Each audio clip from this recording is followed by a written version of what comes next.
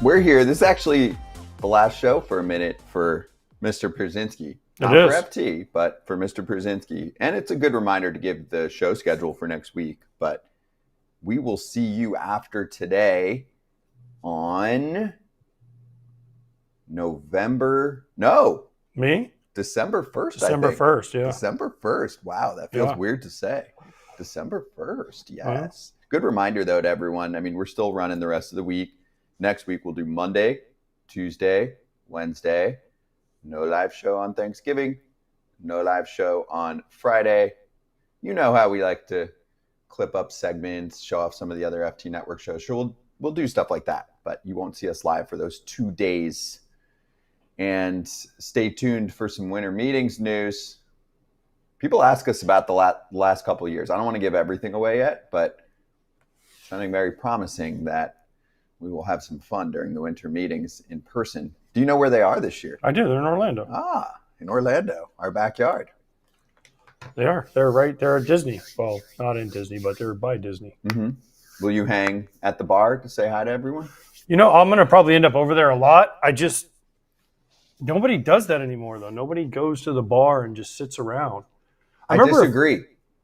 The writers and media and broadcasters do, but none of the people from the teams do. The GMs are in their suites/bunkers the entire time. Yeah, you're lucky if you see them. Mm-hmm. Also, if they come out, what happens? Have you seen this before? Well, you got to go years back. But they also get attacked by not the media, but the people looking for jobs. The problem. It's unbelievable. I'd never been until I don't know how many years ago. They've been in Orlando a few times, and I've been a couple times, and I never realized how many people just sit there. And wait for GMs and just yeah. And if they see you, like they see me and recognize me, and they're like, "Hey, can you introduce me to who?" I'm like, "No, I can't." No, I can't. There are tons of aspiring workers in the industry who attend. There's a job fair. There's a lot on the minor league side that happens, which is important. So if you're trying to crack baseball, usually the minor leagues is the best way to go. Yes, they do have opportunities there where minor league GMs or whatever in front offices they're calling them, they will meet with students and recent grads. People forget the minor leagues are at the winter meetings too. People think it's just the big leagues, but the minor leagues have their own wing basically, where they do their own thing, right? And then they show products off, and then they do the home. Then they do the big league side, what everyone kind of talks about. But this is not just for Major League Baseball. It's kind of for all of baseball. The one thing professional baseball, I should say. Right, all of pro baseball. Kratz. I would tell this to kids when I came across them when I was there. I'm like, I'll talk to you. I'll do whatever I can to help you, but you're talking to the wrong people. I'm like, you're in the wrong area. You're talking to the broadcasters, right? When I was at MLB at the time, I'm like, you're talking to the broadcasters. I'm like, you're trying to work in a front office? We got almost nothing for you here. I'm like, minor league section's over there. Go work for a team. Dominate over there. You'll be in an affiliated, pro program, and then you can work your way up. I'm like, if you want to work in TV, talk to us. If you don't talk to us. Don't waste your time. I can't imagine how many people there are. I went to the end of the winter meetings one time when it was in Nashville. I flew in. I helped a guy peddle one of his products to the trainers because it was a new medical product thing. And then I flew back out. And all the people were leaving that day because the trainers come at the end, and then they have their own little bats reunion stuff and everything. And there were so many people. I forget. Grand Ole Opry, I think, is where I flew into, where they had it. It was so many people. I can't imagine when it's everybody. Crazy.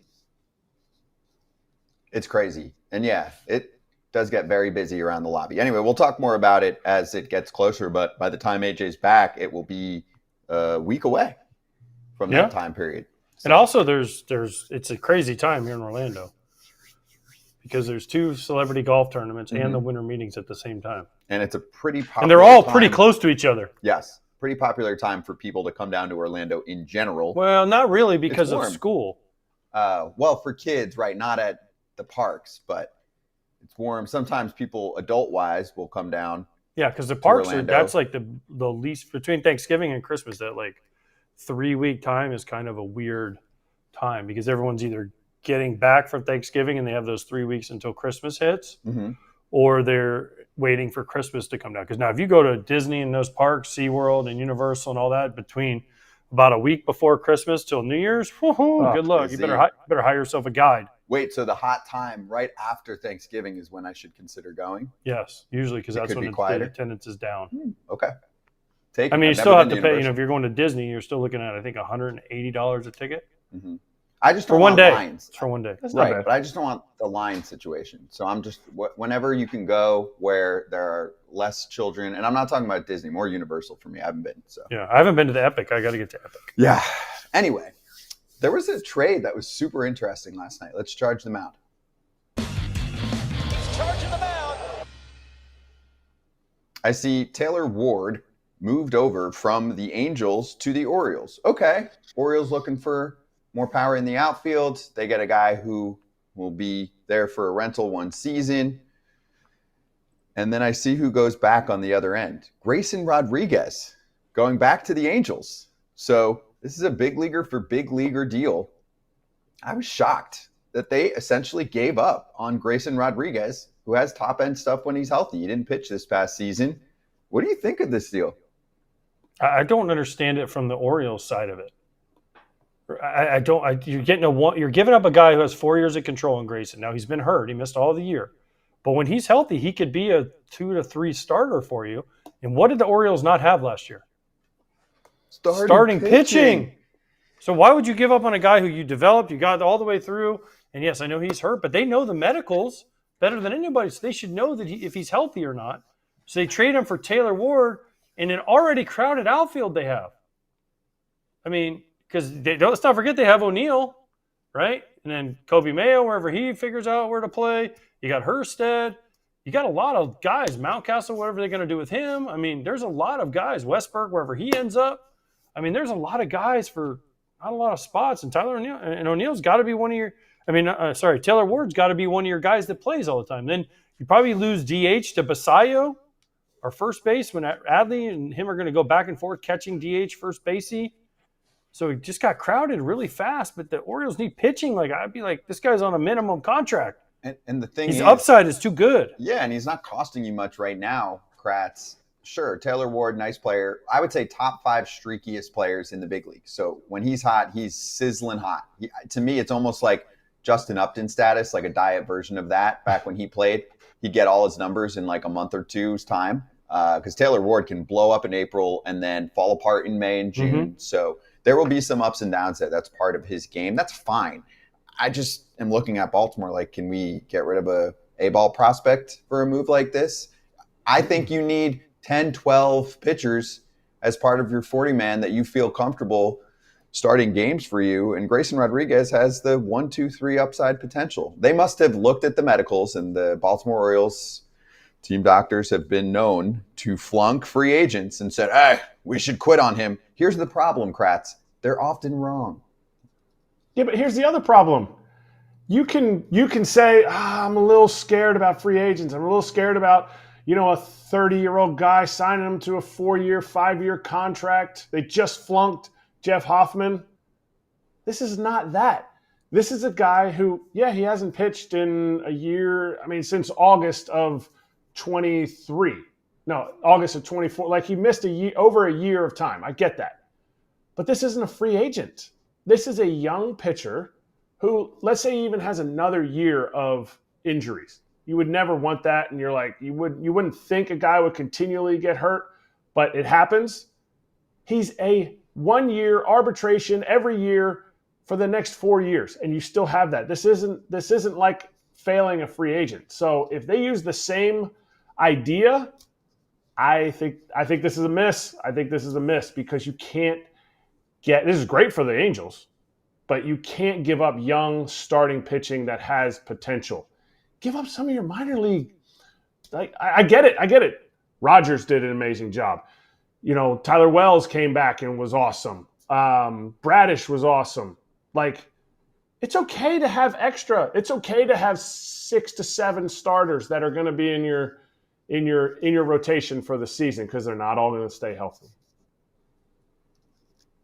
This one just doesn't make sense to me. Yeah, I'm with you. I mean, it's not the fact, like, look, if you want to trade Grayson Rodriguez and you feel like maybe he might not pitch again, he might never stay healthy, but you would think you'd want to get something controllable back. But Taylor Ward's got 1 year, and then he's a free agent. This is Corbin Burns all over again, right? But again, the Orioles are supposed to have all these prospects position player-wise. So why are they trading one of their areas of need, a pitcher, especially a starting pitcher, for a guy that when they're supposed to have all these surefire prospects that they wouldn't trade for years? The development process to me has been strange, Kratz. At times, there's not an opening for some of those players that have been highly touted, and then they often have them playing a billion different positions in the minor leagues, which was part of what Jason LaCanfora mentioned the other day on the Orioles to-do list segment that we did. And there were mixed reviews on that segment, but I will say Jason was pretty spot on with just about everything he said regarding the Orioles this year. Are we hard on them? Yes. Why? Because they tanked for half a decade and then didn't get enough out of it. So I think you should be hard on your ball club if you went through that kind of pain. One funny comment after the tweet was posted last night about the trade from a fan said, anytime you're a team in need of a controllable young starter, you move one of the few you have to acquire a 16th outfielder. That's a little harsh, but here's 230. You got to make that deal. But here's their outfielders: Dylan Beavers, first round pick for him, high prospect; Colton Cowser, who we've talked about for years; Tyler O'Neill, who they signed to a big deal; Leody Taveras, okay, backup, and then Jeremiah Jackson wherever he is. Yeah. But which one of those guys is a center fielder? Colton Cowser, I guess, is going to play center for you. Enrique Bradfield when he comes up at some point. Okay, so then why do you trade for Taylor Ward? Explain that. Play in the corner. Unless you're going to platoon. Platoon with who? Platoon? You're not trading for Taylor Ward if he's platooning. I'm sorry. I think there's a world where a lot of his ABs are coming against left-handed pitching. No. Okay. There's not that. I mean, no offense. There's not that many lefties. That's his forte. I mean, his numbers were not great against righties. And so you're going to pay $13.7 million, which he's projected in arbitration, for a platoon guy? Then this trade just got even worse. Let me explain what Mike Elias likes to do. He wants to build more of what you saw from Farhan Zaidi in the Dodgers world 10 years ago. It's platoons. It's everyone can play just about everywhere. How'd that work out? Not well. I'm just explaining what they're doing. I don't agree with what they've been doing. Last year, I destroyed their moves, destroyed them, took a lot of crap for it. They spent money. This has nothing to do with money spending right now. Let's shove that aside. Should they be going after premier guys? Did you think that was going to happen? Yes, but that's not realistic right now, right? This kind of move, Kratz tells you. They're not in the running for Kyle Tucker. But with what they are doing, I disagree. I just disagree. I think they got to here, right? You did the tank, the rebuild, you got good talent. Putting that last part together is the most difficult thing to do in baseball, and it's what makes someone like Dave Dombrowski so successful and put his titles together, right? Alex Anthopoulos and others who go for it and know how to put the finishing touches on. I think they're lacking there. We can talk about Mike Elias's moves last year in the outfield, this year. We can talk about that all offseason. Today's the trade. So what are they getting from Taylor Ward? You cannot platoon. If you are platooning him, what AJ said, $13.7 million is what he's projected to make in arbitration. Like, you're not paying you're not even paying the most elite platoon advantage guy that money. I mean, he had 579 at-bats last year. He was an everyday player, 36 homers, 104 stakes. That's all you're getting because the defense is not great. The base running is well below average, and you need to get full value from this. And I don't think this is where there's value for this team unless they're sitting there going, I know we gave Tyler O'Neill $49.5 million. We need to make sure we have somebody in case he goes down when he takes his time off. Like I don't understand this at all, but you cannot play him at a 350 to 400 at bat clip because then you lose everything. You lose his counting stats, his home runs and RBIs is what he's going to bring to this team. Yeah, but there's not enough lefties if you're just going to platoon them. It's an awful thing. But I just because I don't normally look at. I mean, I do look at rosters when we talk about. But so I looked at the Orioles depth chart. Their roster basically for their starting guys. Have you guys ever seen Samuel Basallo in person? Not Monster. Yet. No. Okay, you know what he's listed as on their roster? I know this Don't has say nothing to do with outfielder. it. No. He's listed as catcher behind Adley and DH behind Mountcastle. But do you know, I'm talking about his weight. Do you know what his height and weight is listed at? I know he's like 6'5". What do they have him at? 180. He hasn't seen 180 in a long time. I'm sorry. That's like them saying Salvi Perez is 180. Yeah. Right? Like, I mean, I weigh way more than 180, right? And I've stood next to Basayo, and he is bigger than I am. He is full. He is Salvador Perez. The one time I saw him, he's Salvador Perez. Now Salvi's much bigger now. He's lifted a lot more legs, but I was going to say there's no way Basayo's under 250 because I'm 6'5", 250, and there's no way he's less than me. Monstrous young man. Okay. So one more thing on the Orioles, and I want to finish with the Angels. Now on the Baltimore side, I mean, the lineup's pretty much set. They're not trading most of these guys. They're young, under team control, right? Jackson Holliday at second, Jordan Westburg at third, Gunnar at short. You would think Mayo at first. Outfield, we went over plenty already. Adley at catcher, and Basayo mixing in there too. I mean, the lineup's pretty much set. But that's why the Taylor Ward doesn't make sense. Yeah, what they had to give up because I would have because I look at it like this. Again, who's going to play center field? Leotis Taveras, who they signed? So they're not going to go out and get someone else? Or can you run Colton Cowser out there for center field every day? So then he's got to go to a corner, right? And then that takes at bats away from somebody else because you have O'Neill who's signed to a long-term deal, and now you have Taylor Ward who's got to play, right? And then you got to put Cowser somewhere, and you got to have Basayo somewhere, and you got to have Mountcastle somewhere. So there's got to be something else coming down the pipe. You would think so. There's got to be a trade coming somewhere down that we haven't heard about yet. That's coming that Mike Elias is going to have to clear up some space. But and then you want to talk about the Angels. This is absolutely wonderful. If you're the Angels, you get a controllable starting pitcher who has huge upside for league minimum for 4 years, and you clear 13.7 off your books off a guy, kind of what Kratz said, that he can hit, but everything else is not great. I mean, he's a good player, but he's not a great player where you're like, this is a franchise-changing guy. No, he was gone after this year anyway. So, but you get a guy you can control for 4 years, controllable. This is a great deal for the Angels. They've been looking for guys like this. They've been looking for people to take deals like this, and the Orioles were like, pick us. Yeah. I love it, Kratz. I love the risk. Is there a chance that Grayson just can't get his arm figured out long-term? Sure, there's a chance. But how often have we seen it where a guy goes through some injury issues early in his career, Grayson's 26, and then he takes off? The stuff is there with upside in my mind, right? We haven't seen all of the potential tapped in. Let's not forget, I'll use an example. Tarek Skubal went through quite a few injuries early in his career. 2 Tommy Johns. He didn't blossom in 5 minutes. Just throwing that out there. Not saying they're the same pitcher, but I'm saying there's significant upside here, and I thought it was a steal of a deal to take on a lottery ticket like that I think has a good chance of becoming something special. I want to know other teams that were like, wait, why couldn't we have gotten in there? Like the thing about the Phillies going up north, if they want an outfielder, Nick Castellanos, like, hey, we'll pay down everything to 13.7. You can have Nick Castellanos for Grayson Rodriguez. Like, I don't see any team that says, man, I don't want a controllable starter for 4 years with some risk. Every pitcher has risk. At 2 years of service, 2 years into your big league career, everybody has risk. You have no idea who's going to stay healthy and who's not. Unless there's something catastrophically wrong in there, I have a hard time believing this doesn't work out really well for the Angels. I'm with you. And we're going to talk to Grayson Rodriguez on Friday show, maybe. I believe it is. Possibly.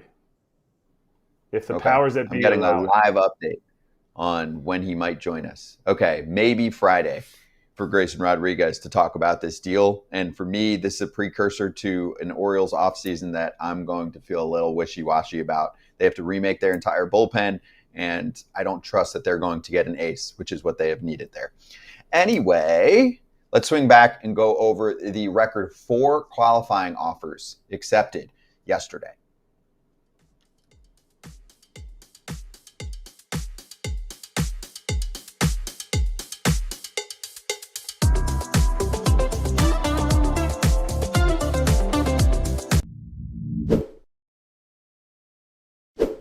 Holiday shopping season is here, and we have you covered from head to toe. Let's talk about an area that's not quite close to the toes. Let's get crazy with this holiday season. Yeah, that's MeUndies I'm spinning around, but the holiday season, now you can get MeUndies with some holiday prints on them. That's right. Ridiculously soft fabric holiday prints, matching holiday prints with your special person, or you can coordinate PJs for the family photo. And right now you can get up to 50% off with the code FOUL. We rock MeUndies. You should too. We're talking over 30 million pairs sold.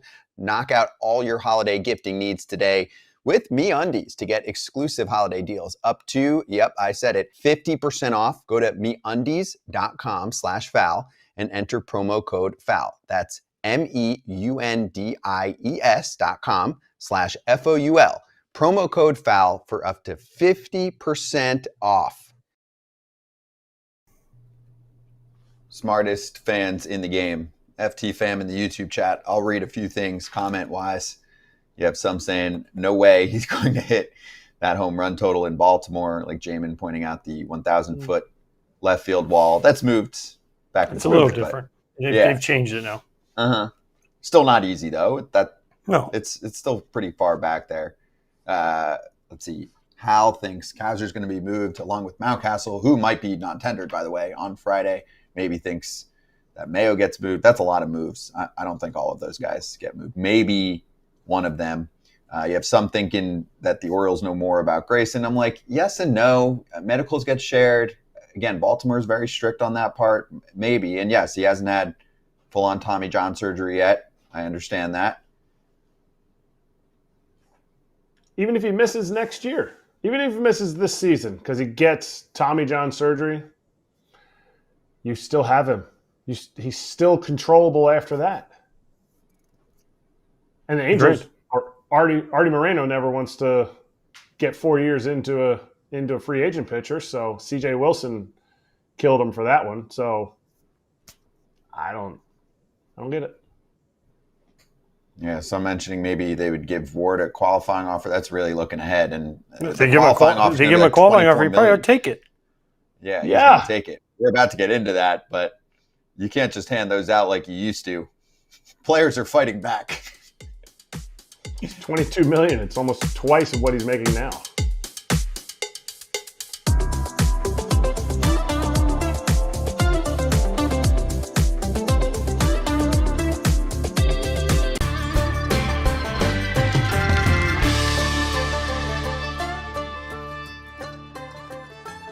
Shake it up. Well, this is a perfect topic here. Shaking it up, the player side, the agency side saying, oh, I see you qualifying offer. I understand the point of the qualifying offer, and I am going to accept it.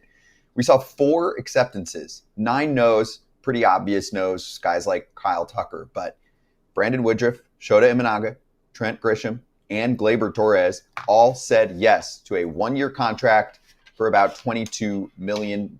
So they are locked in and signed. They won't have those qualifying offers attached to them after this season. And in the past, there have been 144 qualifying offers extended to pending free agents, only 14 acceptances. So this was a lot. And I want to start the conversation by saying that I've spoken to multiple agents, and they think it absolutely destroys mid-level free agents like this in free agency. So that is why you're getting more of these yeses. Quote, bite the bullet for $22 million. I think most people will take that. And then you can have a prove-it year and then not have that attached to you. Because it really burns free agents. Look at Nick Pivetta last year. Yeah. Nick Martinez, 1 year. Well, he took it. He took it because he was smart. Listen, this is what I said. We talked about it at one point. We were like, I don't know if anybody's going to take this. And then as the more we talked about it, all these names were kind of names. Yesterday, Cody Stavenhagen's like, Gleyber Torres might take it. And we were like, wait, what? Because you would think he'd be able to get a 2 or 3 or 4 year deal after because he had a good year. And then Shota was one because he gets 1 year, $22 million, right? And then we're like, whoa, Trent Grisham, he's had one good year because the 2 or 3 years before that weren't very good. All 4 of these guys make sense taking these qualifying offers. It's just a lot to see them all take. And then Big Woo, obviously, because he's coming off injury, and he's like, wait, I can go back to Milwaukee where I get $22 million. Yeah, sign me up. Yeah, because that can be, first of all, when you're and then you can use it to bounce, and then you can't get one. You can't get one. So if Woodruff has a nice fuller season, looking like he did for a flash of 2025, he's going to get paid and he's not going to have to deal with that attachment. It is a real problem in free agency. It is used heavily against the players. Draft picks are highly coveted. It's a pain. Same for Gleyber Torres. Gleyber Torres is not even 29 yet, turning 29 next month. So if he goes out and has another solid year like he just did, then he can get his multi-year contract. Obviously, if this is a lot of ifs, if the guy, it all depends on if the guy goes out and has a great year, which every player plans on doing. But one thing that I think is kind of funny about all these guys, what they were projected to get in free agency, they were all in that $40 to $50 million range. And that competitive draft pick that's locked to them really demeans their value. And each of these guys showed a big woo. They're 32. They'll be 33 when they hit free agency, even if they get a 2-year contract after this season. And they would have gotten a 3-year this offseason. But if they get a 2-year contract after this season, all they have to do is make $30 million, and they're already passing what their projected was for this season. So I think Gleyber's the one that really surprised me here. But they were all right in that. Trent Grisham's like multiplying the most he's ever made by almost 3 times as much as he's ever made in a season. So to me, it's a no-brainer. If he was only going to get a 4-year deal, now after this, he'll be 30 after this season. He can still get a 4-year deal, and he's already got essentially $22 million that he made for this season that you can say, okay, now, what would it have been that he made? Way more. So it's always better to go year to year, and teams love year to year. So we got to keep pushing this qualifying offer up more and more. The Trent Grisham one was the biggest shock to me when it was handed out. He had a great I was year. surprised they gave it to him. I was shocked. He doubled his home run total. Has been a nice player as more of a fourth outfield option, and he blew up this past season. But then the league started adjusting to his adjustments as the year went on. And his defense is not like it used to be. So, nice player. $22 million player? Not in my mind. Do the Yankees care? Actually, yes. Nowadays, they do care. Because that might be that actually, if it's, I don't know where they sit luxury tax-wise, but it could be a 22 or 30 or $40 million player, right? Because depending on where they land in the luxury tax. So, I think they do care. I think they're – I don't know that the Cubs were surprised at Imanaga. I don't know the Brewers were surprised. But I think the Yankees maybe were a little surprised that Grisham picked this up. Well, maybe the Tigers were a little surprised Gleyber picked this up. But the teams also look at it like this and say, we're going to lock the players out.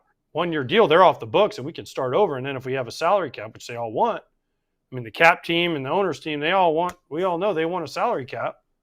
So they're going to say, well, that's $22 million off our books, and they can walk and try to find somewhere else. I actually look at it on the other end, right? If I'm Trent Grisham, I'm going to get punished for the qualifying offer. My defense is not like it used to be. I could be looked at as a fluke. I could be looked at as the league adjusting to, what he did, right? I was looking hands further away, then league adjusts a lot of breaking pitches that he wasn't hitting later in the year. So that's all going to be used against you when you don't have a solid track record, right? He wasn't going to get $22 million on an average annual value on a multi-year contract. Like, no way, okay? So let's say he signed a 3-year contract.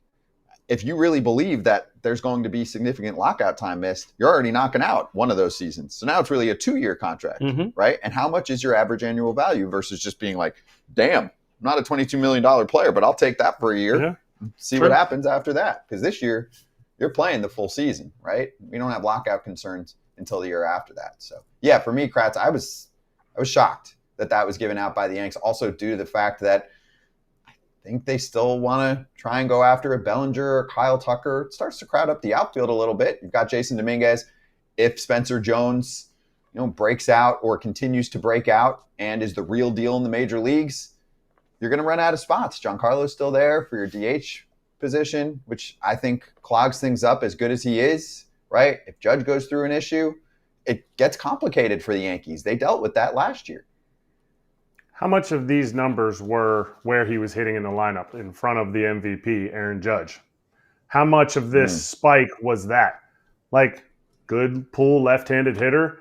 able to get, like, you know what? He's always been somebody that controls the strike zone very well. Now it's like, hey, you control the strike zone, take your shot, because they're going to give you middle, because they are not going to walk you on purpose to pitch to Judge. So to me, took advantage of that. His defensive metrics, defensive runs saved, outs above average, are all in the negatives this year. He stole 3 bases, which I get it. You're hitting in front, you're on base in front of Judge. Hey, he can hit you in from where you're at first base, so you stay still. But like, I was surprised they handed it out to him. Less surprised that he accepted it. All right. Well, those 4 players are now off the free agent board. Mm-hmm. Coming up next, Red Sox manager Alex Cora joining us on Foul Territory. We'll take some fan questions, so drop them in the chat now.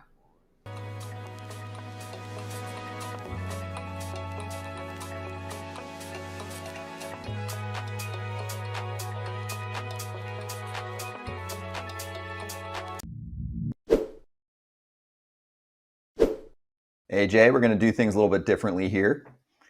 I am wearing the perfect jean. And I remember seeing ads for the perfect jean, like most comfortable fit ever, perfect fit on your body. And I was like, I'm not buying it. Now I'm buying it. And we're showing it off on FT. Please get off my desk, first of all, Scott. Second of all, I was with you. I was skeptical about perfect jean. And then I got a pair and the fitting was perfect. And my body's not hard to fit because I got a big old rear and big old legs from years of squatting, and they fit perfectly. They're stretchy, they're comfortable, they're fashionable. They're everything I look for in a jean, and now I have an extra pair, and I'm going to wear them all the time. FOUL15 is the code at theperfectjean.nyc. FT listeners get 15% off your first order, plus free shipping, free returns, and free exchanges when you use code FOUL15 at checkout. That's 15% off for new customers at theperfectjean.nyc with promo code FOUL15. After your purchase, they'll ask you where you heard about them. Please support the show and tell them Foul Territory sent you. Hey, we're back. By the way, I didn't get to talk about this. I know you guys covered this. Good for the Mariners with the Josh Naylor deal. Yeah. 5 years, $92.5 million. We're going to talk about the Pirates portion of that conversation. I can't wait to get into that because that was the biggest crock of shit. Yeah, it was. But good for the Mariners. Did you guys hear the quote from Jerry DiPoto when he said he got there and he was like, oh, I'm so excited to hit in this park? They freaked out. They were like, you are? That's cool. I mean, we've talked about that. I loved hitting there. I know, but there were a lot of guys over the last few years who were like, oh, it's death there for hitters. And Naylor's like, this is going to be awesome. And they were like, if this guy's good, we need to keep him. Yeah, I loved hitting there. I don't know. Naylor was so good with them. And I just feel like he's one, like what was the play where he tried to block the double play? Like, Naylor's just one of those. He jumped. No, he didn't try. He did. He did jump. He headbutted. As silly as it is, I just feel like Naylor's one of those guys that's like, I will take a bullet for this team. And I feel like they needed that. And they recognized that. They got a little taste. And that's why trades are also important, right? Both sides get to see how they like each other. And they did. And he ends up signing early. So I just wanted to give my 2 cents. I give a ton of credit to Mariners ownership for stepping up on that front. Almost $100 million for a free agent. Used to not be crazy in Seattle, but it is these days. So good for them for getting that done. I've been a big Naylor fan for years. I think he's underrated, now properly rated, previously underrated, right? Cleveland didn't look the same without him. No. Right on cue, producer lady coming through. Wow.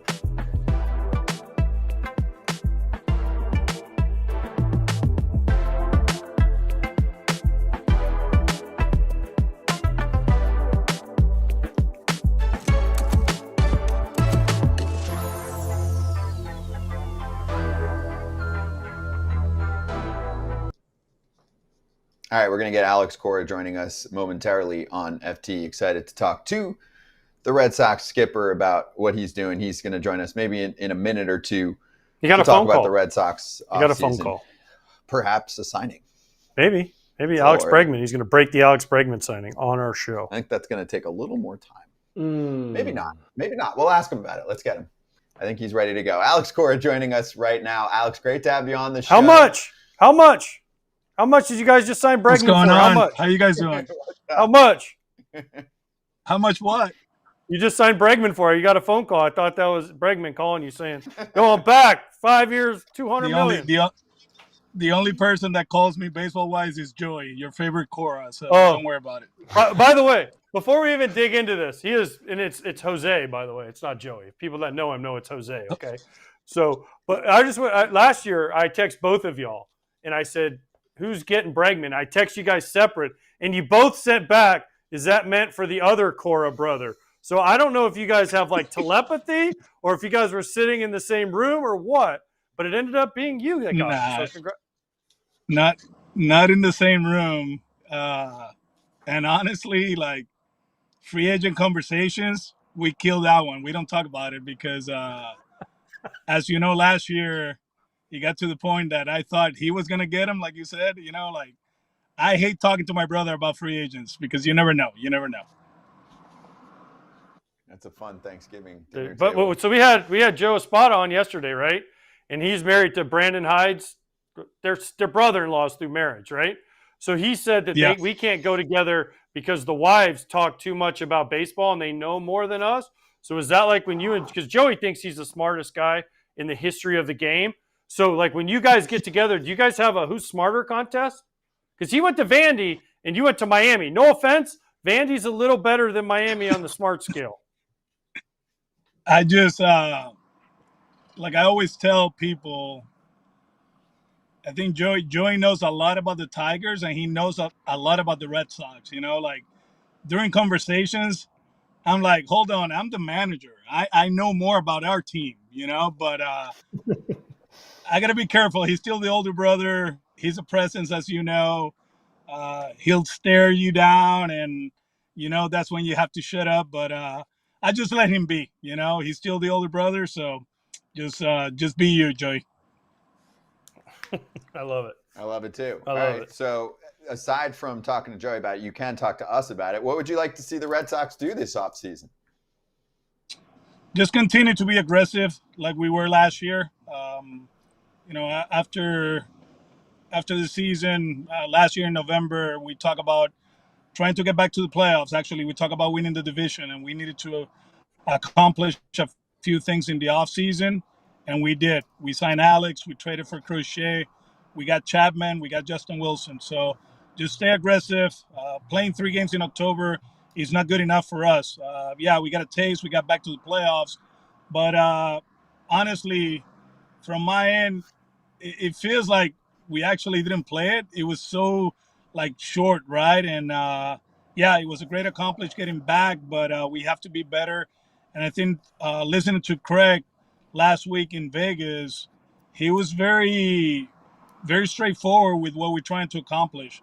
We want to be better from the mound, trying to get somebody that we can pair up with Bello and Crochet. And offensively, we have to improve. We have some holes. We showed it last year towards the end, and hopefully we can do that. All right. How often do you and Brez talk? How often do you and Craig Breslow talk? Is it every day? Is it twice a day? Is it before you go to bed every night? No? It's not every day. It's not every day. I get a text from him. Obviously, he has people that works with him, and they connect with me, but I let him be, man. It's a tough job. I'm getting to the point now in my job that if I get too many updates and every day, I get anxious. I get a little bit desperate, and I don't want to do that. So whenever we have something moving, cooking, when we're meeting with players, we have Zoom meetings. Whenever that comes up, he lets me know. But I got a job to do. My job is to get ready for spring training, map out the things that we want to do, me and Ramon Vasquez, who's here in Puerto Rico. And while we add during the offseason, we make adjustments. Okay, so you're more of you just call John Henry type of guy. You just skip over Brez. I know how. I see. We know how you are. You just skip them. You just John. Listen, John. Yeah. We need this, John. Thanks. I'm gonna go back to the beach now. Love you.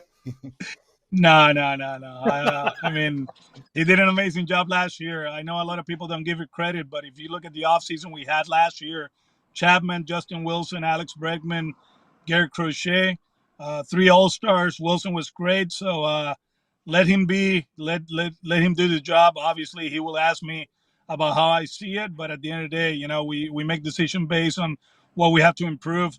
our 40-man roster and our 26-man roster, and hopefully we can do that. How did you feel your defense was as a team, as a whole for the season? Because you talked about things you need to improve, and my second question will kind of depend on how you answer that. Well, we had the best defensive outfield in the big leagues if you go by the metrics, and this is a trick question because 2 years ago or 3 years ago, although we have led the league in errors for 3 or 4 years. People talk about the metrics, right? Defensive run saves. When they talk about the catchers, framing numbers and all that. Last year, Carlos was really good. Our outfield defense was good. I think as far as like defensive run saves, we were 5th in the league. The trio of the outfielders, we have 2 Gold Glovers. One should have been a platinum winner, Rafaela. I don't know how that works, but he should be. So we were okay. Erratic early in the season. I think our pitching staff can do better, holding runners and, doing the PFPs. We weren't good. So I don't know. Going back to the question, C+. So we have to improve. How do you improve then?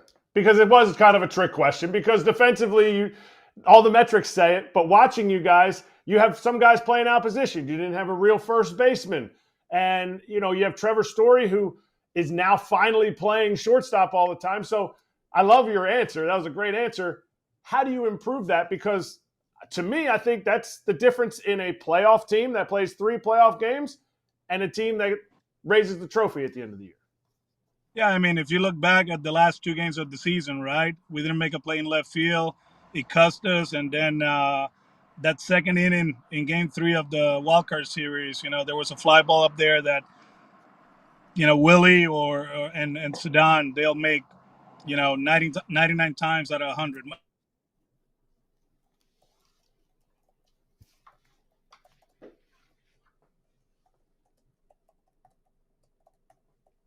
Uh-oh. We always say uh-oh. I know. Someone loses service. Got that internet. I just realized that. He went on the Yankees internet. Well, got to pay for that, and it's a rival internet. So even if you do pay for that, they still might boot you off. True. He'll be Boston. He was rolling too, by the way. Yeah, Alex is great. He's awesome. Because you know why he's awesome? Because he did television. Yes. That's like Aaron Boone. Is the people who have done television before they became managers or even in between, they get like the media is not there to crush them. We're there just to do our job. Where did he do it? Yes, he did ESPN. He called games for a long time, for a few years. Yeah, he was good too. I just also think that if you're getting paid to talk, then it improves your communication skills. True. He also knows what he's doing. So some guys who don't know what they're doing, they're like, I wonder what the right answer should be. He just says what's going on. He like you watch him in the game. There's plenty of videos of him like watching him at bat and being like tapping the guy next to him, be like, this is the one, and then clicks him. Like it's just somebody watching the game, understanding what's going on, and you're never like ambushed. Like, gee, I had no idea that was going to happen. True. Also, you know why? Because he's confident. He's okay. Yeah. So we'll use Hinch for an example, right? Someone that he knows well. He's the same way. If you're confident in what you're doing and you believe in what you're telling your players and you believe in how you're putting people in certain situations, then when you talk to the media, you really sound better because you believe it deep down in your heart. You believe like, hey, this is why we're making this move and why we're. And Kratz, I'm sure you did it, but when you play for managers that are making moves just so they don't have to answer questions instead of making moves because they feel it's the right move, it doesn't work. Players know that. The media feels it, everything. And these guys, they literally come back and are like, come out there, talk to the media, and like, I'm doing this because of this. You know what also helps? Not being on a 1-year contract. Well, true. You need some security when you're a manager so you can make a decision and not be like, is this the decision that's going to lead to an issue or players going to believe in what I'm saying? Just throwing that out there. I would say if you are on a 1-year contract, still say it with your chest, because then you can go and you can put your head on the pillow at the end and you did it your way. Not disrespectfully, just go out and treat people like human beings, admit when you make a mistake, and go out there and do the best you can for your players. That's it. Here's the plan. Maybe his phone died. We're going to take a break. When we come back, either Alex Cora or our next segment, which involves That's What He Said, Paul Skenes quote.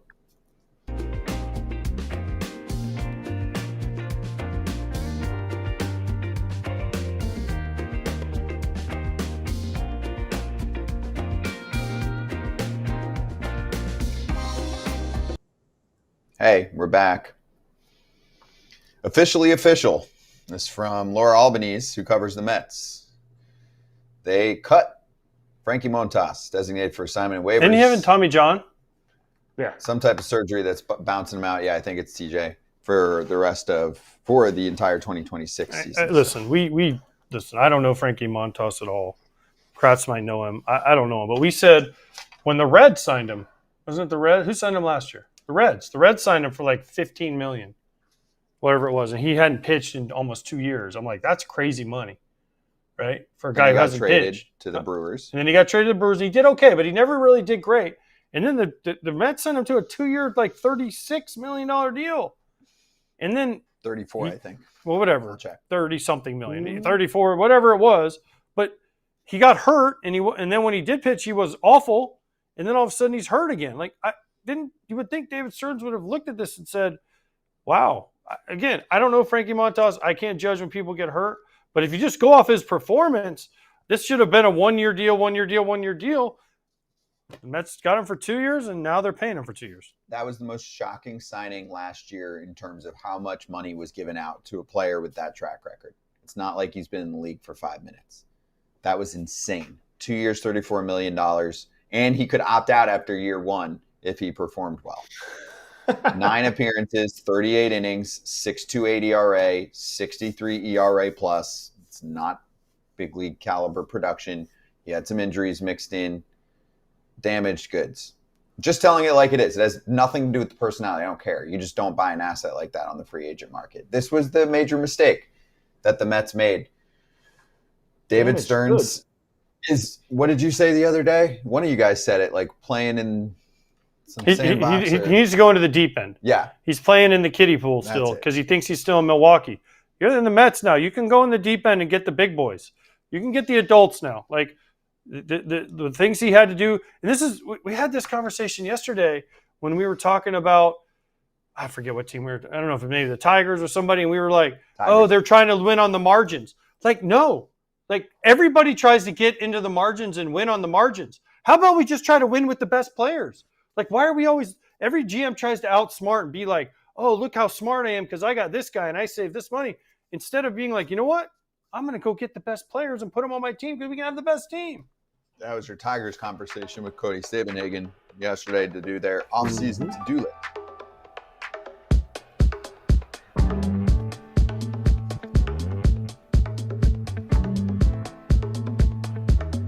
Yeah, that's what he said. That's what he said. That's what he said. That's what he said.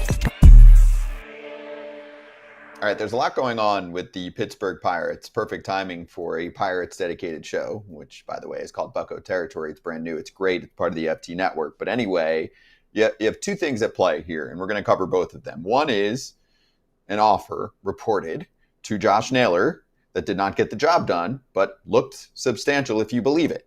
The other portion is that little article that popped up there with an anonymous teammate of Paul Skenes saying how much he can't wait to be a Yankee. So let's start there because they're both tied to each other since some of the other reports say that the Pirates are trying to really build around Paul Skenes. Like they're changed, right? Like being in that relationship where they keep saying, I've changed. And they claim to be changed. So first off, let's get Skenes talking to Dan Patrick on his show. Yeah, I mean, I was frustrated for a couple hours and then kind of got over it and talked to the media later that night. It is what it is. There's stuff that's going to come out, good and bad. It's, obviously it's not true. I think The hardest part of leaving Air Force for me was, we had just won a conference championship, the first one in the school's history. And didn't and we had built that. And it felt like there was unfinished, work that needed to be done. So that's how it feels right now. We won the national championship, or the conference championship at Air Force. That's what is on the horizon for us. We just have to do it. And leaving before that would, leave a bad taste in my mouth, because there was work to be done that we didn't do. What do you think of the answer? There's one major difference: Air Force versus the Pirates. The Pirates are playing in the major leagues. Air Force is a great school and I love the military and I love all that. Mm-hmm. But they're not playing in the major leagues. The best players are the best. They're in the conference. And listen, congratulations to Paul Skenes. But he went to LSU to get paid and to win a national championship, which he did, right, with Dylan Cruz and that whole crew. Now, guess what? You're with the Pirates.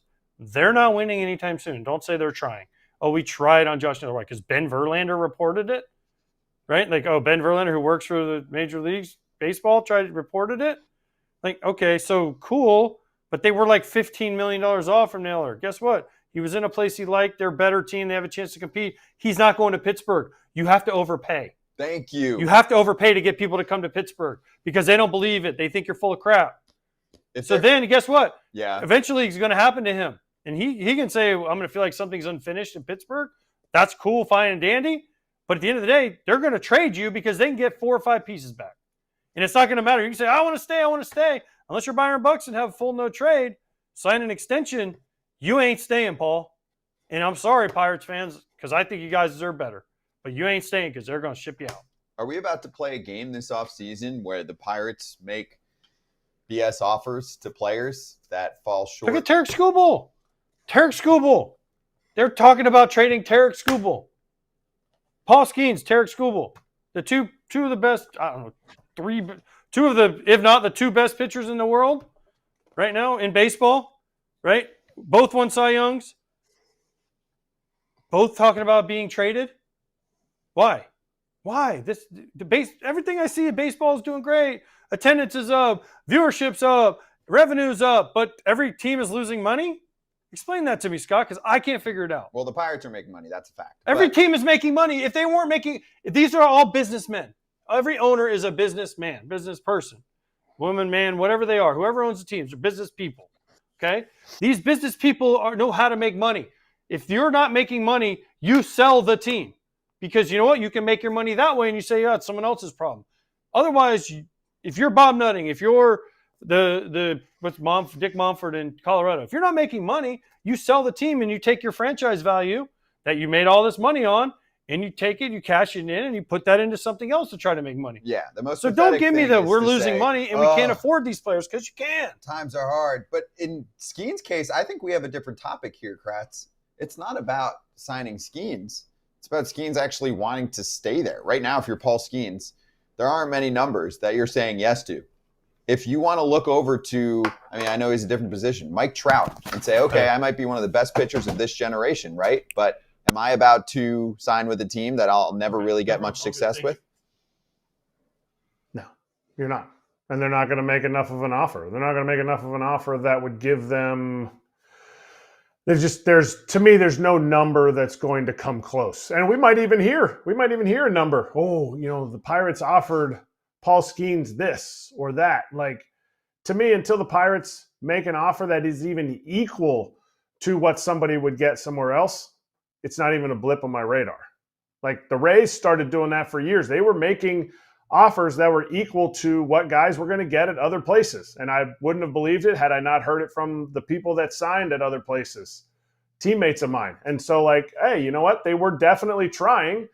It didn't happen, but to be 15 million under and then to have a superstar in Paul Skenes, not being able to say definitively that he can stay in Pittsburgh for the rest of his career is a disservice to the Pittsburgh fans and to his career.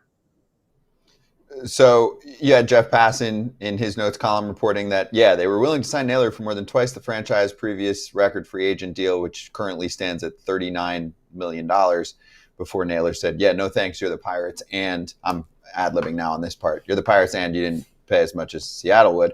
The other part that Passan adds in his column is Pittsburgh is known to have interest in, please hold your laughs, please hold your laughs, I'm already laughing. Kyle Schwarber. You think Kyle Schwarber is going to sign with the Pirates to finish up his career? Okay, you want to sign Kyle Schwarber? You better sign about 3 or 4 other dudes first before you get to Kyle Schwarber, because he's looking to win. He's not signing there. If they went out and signed Tucker, I don't know whoever else is a free agent. I don't know. Name the 4 best free agents. They signed the best 4 free agents. You pair them with Skenes and some of the other pieces they have. Pete Alonso. Bregman. Huh? Bregman, Alonso, Tucker, and then Schwarber's boom. Fine. Now you're talking about a team that might be able to do some stuff. Fine, I'm in because your But offense he's not was signing there unless last year. By the way, sorry, I had to get that was Cora. His phone died, so he's calling back in a couple minutes. But you got to be kidding me.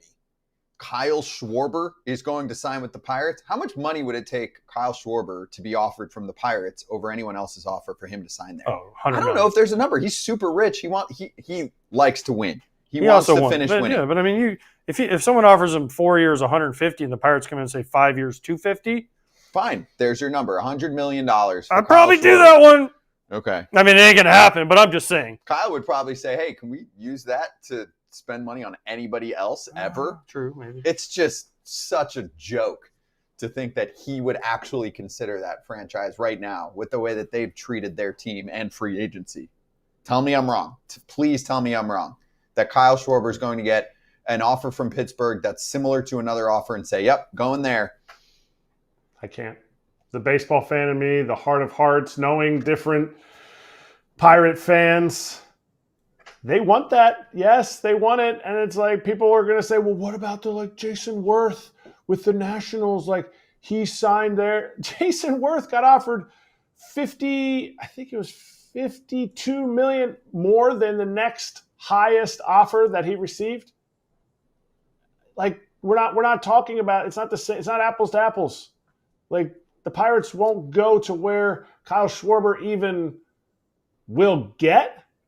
And I hope I get to eat all my words that I'm saying here. I hope we get to play this all back and Pirate fans can laugh at us and look at us now, because they do have a rotation with some offense. Could be a great team. Do I believe they'll sign a player? I want the Pirates to be good because I want all the teams to try, and I want fans to be rewarded for their loyalty. And there are some awesome Pittsburgh fans. It's one of the best ballparks. It's one of the coolest stadiums you could ever go to.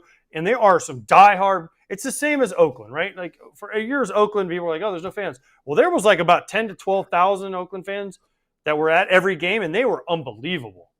I mean, they were loud as hell, and there was like none of them there. I mean, there was like 10,000 people there. Yeah.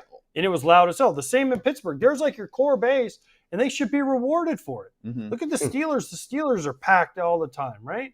Because they try and win every year. It's not about that. Pittsburgh has a great fan base. They have a great ballpark. But it's about the fact that I feel sorry for the fact that they haven't had a winning team in a long time. Yeah. And, even in this report, too, from Passan, like they might let Connor Griffin win a spot. He's one of the top prospects in the sport, top from Baseball America right now. He's 19 years old. Is he the savior yet? I mean, it's early. It's awesome that they'll let him compete. I'm all about it, right? And they do have some exciting young players. And I do think they'll sign someone. But they'll probably end up signing someone more in like the 30-something million, 40, 50, right? Like something much more mid-range and say, hey, we tried for the big boys. They're going to sign a couple of mid free agents and say, hey, look, guys, we're really trying. And we tried to play in the big boy pool, but it didn't work out. We hear this from numerous teams at this point. I just don't think we can forget the track record for a long period of time now. They've had other teams like, I don't know, the one coming into this season had some pretty good looking pitchers, and they completely neglected the free agent market to help the offense. The offense was terrible. Anyway, coming up next, Alex Cora calling back soon. Ken Rosenthal joining us later in the show. We'll ask him about the chances that Kyle Schwarber considers the Pirates, among other things. And Zack Meisel later to do a Guardians offseason to-do list.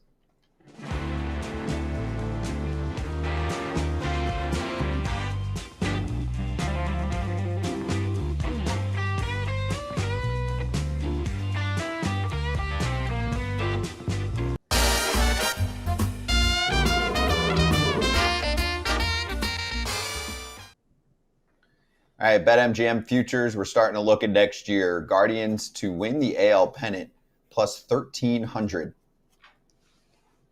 Not touching it. Not touching it. I thought it would be way higher than that. Nothing against but still, no offense to the Guardians. We love Stephen Vogt and we love what they've done, but can they compete with the big boys again? I mean, the Blue Jays, the Red Sox, the Yankees, the Mariners, the Astros, the Rangers, even the Tigers, if they finally decide Christopher Ilitch to do it. Can they compete with the rest of the teams in this league? I don't think they can. They're a nice story, and they make runs, and they get into the postseason, but they don't have enough depth. They don't have enough offense to just go out and beat the big boys. They get worn down. Regular season team. The way that's built. A regular AL Central team. Regular season AL Central team. Right. They're going to get enough games against some teams that just don't have that extra oomph during the season. Like we looked at it yesterday for the Astros, and I thought that number should have been a little higher for me to dip into that water. Like if I'm getting into the 1,300 range, I think the Orioles were at 1,300. The Rangers were at 1,600. Like if I'm getting 16-1 money, I'm not putting it on a team that's not going to do much in the offseason to improve this team. So you're saying the team they had last year is rolling out and winning the American League pennant. I have a tough time believing that. And they're talking about Quan. We talked about Quan maybe being traded. So right. I mean, that's another problem you have. Like that's one of their few true offensive weapons that they had. That'll be a tough loss for them. That'd be a huge loss. And it goes back to the fans though, for me. Like everyone wants to blame this and that, but that's like the fans, that's one of their guys, man. Like you can't tell me that they can't afford to sign Stephen Quan. They can. It's a churn process that they like to do. That's just part of their MO. Don't. Hey, exactly. Get up to $1,500 paid back in bonus bets if you don't win your first bet, plus $100 in bonus bets if you deposit before December 1st. For those in Missouri, welcome to the party. Pre-registration plus first bet offer acquisition promotion for BetMGM Sportsbook includes bonus bets that expire in 7 days and are non-withdrawable. First bet offer token will expire 7 days after being issued. Gambling problem? Call 1-800-GAMBLER.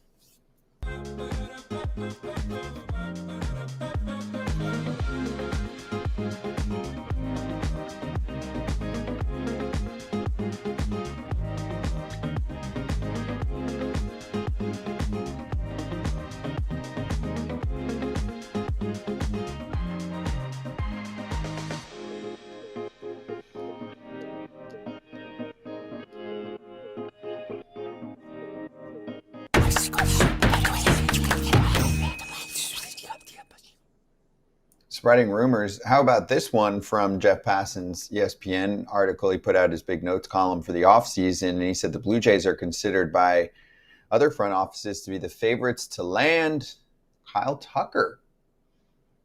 Wow. That's huge. I think he's a great fit there.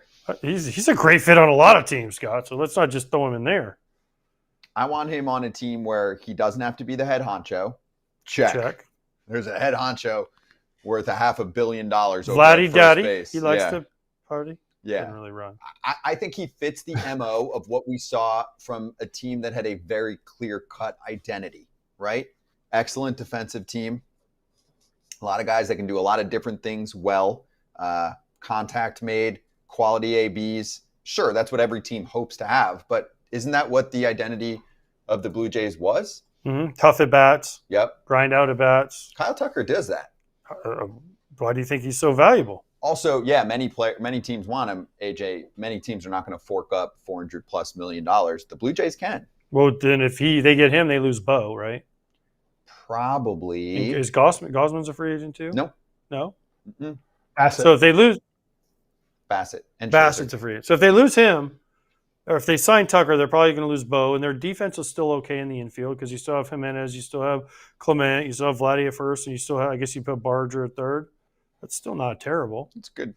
I mean, your outfield is pretty good with Varsho, Springer, and Tucker. That's good. Pretty good. And then their pitching is pretty good. And they sign a reliever or two. It's pretty good. I do that. Blue Jays fans, start calling Rogers. Call Rogers, get a new phone, and Get some Sports Century. You still also have, I mean, really Springer more on the DH side of things, or him and Santander can kind of mix and match. Maybe Santander finds it and gets healthy this offseason and comes back and plays well for them. There's still Lucas, David Schneider on the platoon side. Like there's a lot coming back for Toronto. It's nice to hear this if you're a Blue Jays fan and you're concerned that Bo might not sign there. The question is, if you're going after Kyle Tucker, why aren't you trying to fork up the money for Bo Bichette instead? Who do they find more valuable? That's clearly what we're hearing here, because Kyle Tucker is going to get more money than Bo Bichette, correct? We all agree on that.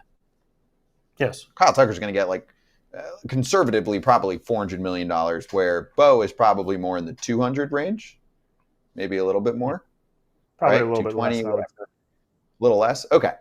So do you agree to choose Tucker over Bo? Yeah, if you can trust that Andres Gimenez is going to play shortstop for you the entire season, if you feel like that's where the value is. Shortstop's a very important position, and Kyle Tucker is a very important player. So I don't think they're one and the same. You can't look at it the same way, but you also, how many teams have two guys that are getting paid over $400 million? If Tucker gets $400 million and Vladdy's already getting $500, zero. Nobody's getting that much money. And I have a hard time believing that they do it, but I also have a hard time believing that anywhere Kyle Tucker goes isn't a good fit. Even if he's supposed to be the leader, this guy is a bona fide aircraft carrier, and wherever he lands is going to be a massive upgrade for their lineup. And I know Blue Jay fans are going to be like, well, what about this guy, this guy? There isn't anybody in that lineup that should take time away from Kyle Tucker if your team wants to get Kyle Tucker. He also wrote in his article, the Dodgers are expected to have interest if Tucker's open to a short-term arrangement. Why would he be open to a short-term arrangement if he's going to get larger offers like that? That's popped up with the Dodgers every once in a while. Remember, they offered Bryce Harper high average annual value. To me, sometimes people maybe just want to try it out for a year. No, not when he's waited to get to this point and he's still coming off. You don't know. You're not Kyle Tucker. Maybe he wants to just try LA out for a year. Kyle, don't do it. Maybe he wants to go NBA style, Scott. No, Kyle. What does that cost? And then wait, what, for the lockout the next year? No way. He's signing a multi-year contract. Other teams, Scott, he put as. I'm just trying to give you a reason. You asked me for a reason. I gave you the reason, and you yell at me. You came up with a great reason, and you're right. I apologize for yelling at you. Other potential landing spots, AJ, tell me if you think any of these other spots are believable. He had Orioles in there. I think that you can cross them off the list after the Taylor Ward acquisition. I think the Orioles clearly stated, we're not playing in the big kids pool. We're not playing in big boy land. Player like that. And I actually think they should spend their money on pitching anyway. But the other teams listed on here were the Phillies, Giants, Yankees, and the Mets. Yankees make a lot of sense. Even with Grisham back now and Jones and Dominguez and Judge. They clearly have shown how much they like those guys. What, by not playing Dominguez? By not playing Dominguez the whole postseason? Yeah. They clearly don't love him. Right. Grisham, they just brought back. I mean, Judge has got to play. Yeah, and Judge has to play the outfield. Stanton's DHing. Okay, so Yankees. What about you, Kratz? Where do you think is realistic? Give us your Phillies take, of course. I'll give the Mets side of the equation. I don't see it. I don't see it for New York. I think they're going to focus heavily on rebuilding the pitching staff. I think they'll be okay on the lineup front. So just playing to what you said, I don't think they're going to have $200, $400, $500+ million guys there. And they're not the only ones either. Lindor's getting paid a lot. I just don't think that's where they're going to focus their resources. So what do you think, Phillies? I think Giants could be a realistic possibility for a player like that. I think Giants could be realistic, but I think they understand that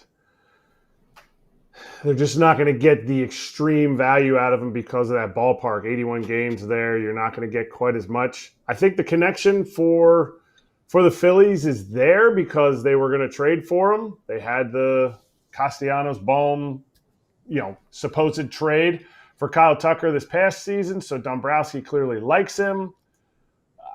To add another 10-year contract to this aging roster with Harper being on his 13-year deal and Trey Turner being on his, I think his was 12. Like, I think it's a stretch to think that, but the connection is already there. So it's like, if there's smoke, there's fire. Dombrowski clearly liked him. He clearly was enough for them in a 1-year rental. He wouldn't have to be the number one guy if they bring back Schwarber. Because you can't bring this guy in. Everybody said you can't bring him in to be the leader. Harper's not the leader. Trey Turner's not the leader. Pitchers can't be the leader. So I feel like it's a stretch, but there is a slight connection there. Right. Did you say Harper's not the leader on the Philly? Schwarber is. I think that Harper is somewhat. Yes, I understand Schwarber's probably the guy, but Harper's got to have some leadership qualities there, because I've been around that Phillies team. A lot of them look to Harper to see how he's doing. I think he's a leader on the field. I think he's an energy guy. I think he says, look, we're going to get going, boys. I think it's a little bit different, complete off the field. I think it's so hard for superstars to be the leader. So much is asked of him. So much is asked day in and day out. Interviews and this and that. And he's got, I'm just telling you from the guys that play on the team currently, from what they said, I don't see him as being that leader. Now, he's getting older. Could he be a guy that says, hey, you know what? I want to step up in that role. I saw Rhys Hoskins do it. I saw Kyle Schwarber do it. I saw different guys do it. I think guys can change, but it's hard when you are the star like Bryce Harper. He's like the president, and then Schwarber, the chief of staff, who's like doing all of the little teammate-y things. Maybe that's not the best. It is Harper's team. It's Harper's team. Schwarber's the leader. Can you say both of those things? No doubt. You absolutely can. Hey, we've got a loaded guest list the last hour of the show. Alex Cora Part 2 live coming up next on FT. Oh, right now. Never mind. We got him now. Even better. All right. Alex is back. Phone is Sorry recovered. about that, bro. Jeez. No, you're good. You're good. We're just going to jump like literally right back into it. Do you remember what your question was? You have good memory. It was No, because all of a sudden it was a certain player. Oh, I know what it was. Yeah, Rafaela. Sorry, I got to put my trophy up there, my golden bat. But Rafaela, you got the defensive one? You got my answer? It was the iron. Yes. Where you were saying how good your defense was in the outfield, which then leads us to Rafaela. Rafaela, is he possibly moving back to the infield? Because I know he was great in the outfield, but he also has value in the infield. He has a lot of value, but he's a lead in center field. He's a game changer.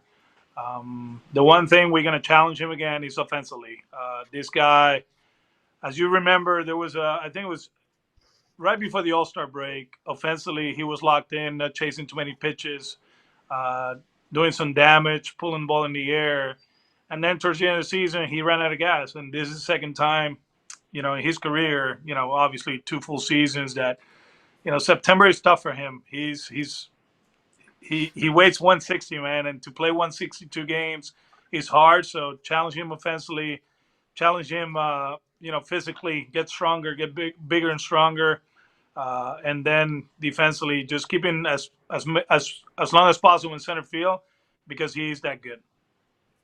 Have you ever seen it? Because obviously you go with comparisons. Have you seen somebody chase and swing it so much and then say, you know what, I can make these decisions. I can make the change that needs to be made to take that next level offensively? Have you seen other guys that you've played with or coached or managed that have made that change? Because that's a tough thing to do. It's like somebody that doesn't swing. Very hard. Say, you got to swing. It's very hard because you're running into okay, we want you to swing at the right ones, but you don't want to take away his aggressiveness, right? And it's a balancing act. The one thing that I truly believe we can accomplish is if we're going to be aggressive, we have to make sure, we do damage early in counts. And how you accomplish that, then obviously swing at the right ones. And he can do it. He did it in the minor leagues early in counts. He's shown some flashes at the big league level to do that. This is something that in 18, when I got to the Red Sox, I challenged some of the guys it was the opposite, right? They were very patient, and I wanted them to swing early, but swing and do damage, And if you look at Cedon, there's a few things that he struggles with. There's a few things that he can accomplish that, and that's something we're gonna keep preaching to him, and hopefully, with time, and this is, experience at the big league level, he can get to the hitter that we envision. Okay, we're going to go back to this because you didn't give me the answer I wanted. So how often do you talk to Alex Bregman? Do you call him every day and see where he is? Are you flying to his hometown to hit him ground balls? Are you flipping to him? How are you trying to recruit him back? It's very hard to get me out of the island. I think my next – I ain't going to Arizona to see Alex, but we stay in touch. This is a guy that I have a lot of respect. I really enjoyed managing him last year. We have a good relationship, so we stay in touch, talking about his off season and him asking me questions about my kids and all that. So we talk a lot, to be honest with you. Okay, that's better. By the way, is there something that happened at Santurce? Are you a Santurce crabber? Is that your team? No. We're Caguas Criollos. Oh, because I saw Johnny Damon down there like throwing out the first pitch. And was there something that happened recently down in Santurce? I don't know. No, opening day. He threw out the it first was pitch. Opening day. Okay. Yes, all right. That's yes. okay. Okay. So I don't know. You got Johnny to the island. We can get you off the island. I'm just saying. I'll be off the island. I'll go visit you in Orlando in a few weeks. Oh, yeah. I'm going to see you there. I'm going to be like, Alex, come on, right here. Scott and I are going to be there. You can come say hi. Big and you can buy me a drink for once. Mm-hmm. All right, I'll talk about a guy that's still on your roster that you guys extended, Aroldis Chapman. A lot was made about when he made on Completo. He went on a podcast and he said he'll never play for the Yankees again. Do you feel like some of his resurgence was kind of like spiteful to the Yankees? Like, I'm going to go sign with the one team the Yankees hate, and it's the Red Sox. And that fueled him to have, at age 37, the season that he had. No. It was, I played 13 years in the big leagues, have managed, 6 or 7, was a bench coach for 1. And I have seen guys that their work ethic has been outstanding. Others, they perform at the big league level because they were talented. Man, this guy is a combination of both. Just the way he goes about his business is second to none. Get him up in the morning, go to the gym at 9, take his nap, comes back goes to the ballpark, does his cardio, plays catch. It was on point, and I seen great seasons by relievers, starting with Erik Gagne in 2002, whenever that was impressive. But to do it at his age and with all the quote-unquote red flags, right? He's older. He doesn't throw strikes. He's off-speed pitches in the zone. He cannot do that. It was fun to watch, And the other thing, for him to be willing to sign an extension when he did it, he really likes Boston. He really likes the program, and he was having fun, man. And I saw the quotes, and that's fuel to the rivalry, if you want to say it. But I think it's just a combination of a lot of things.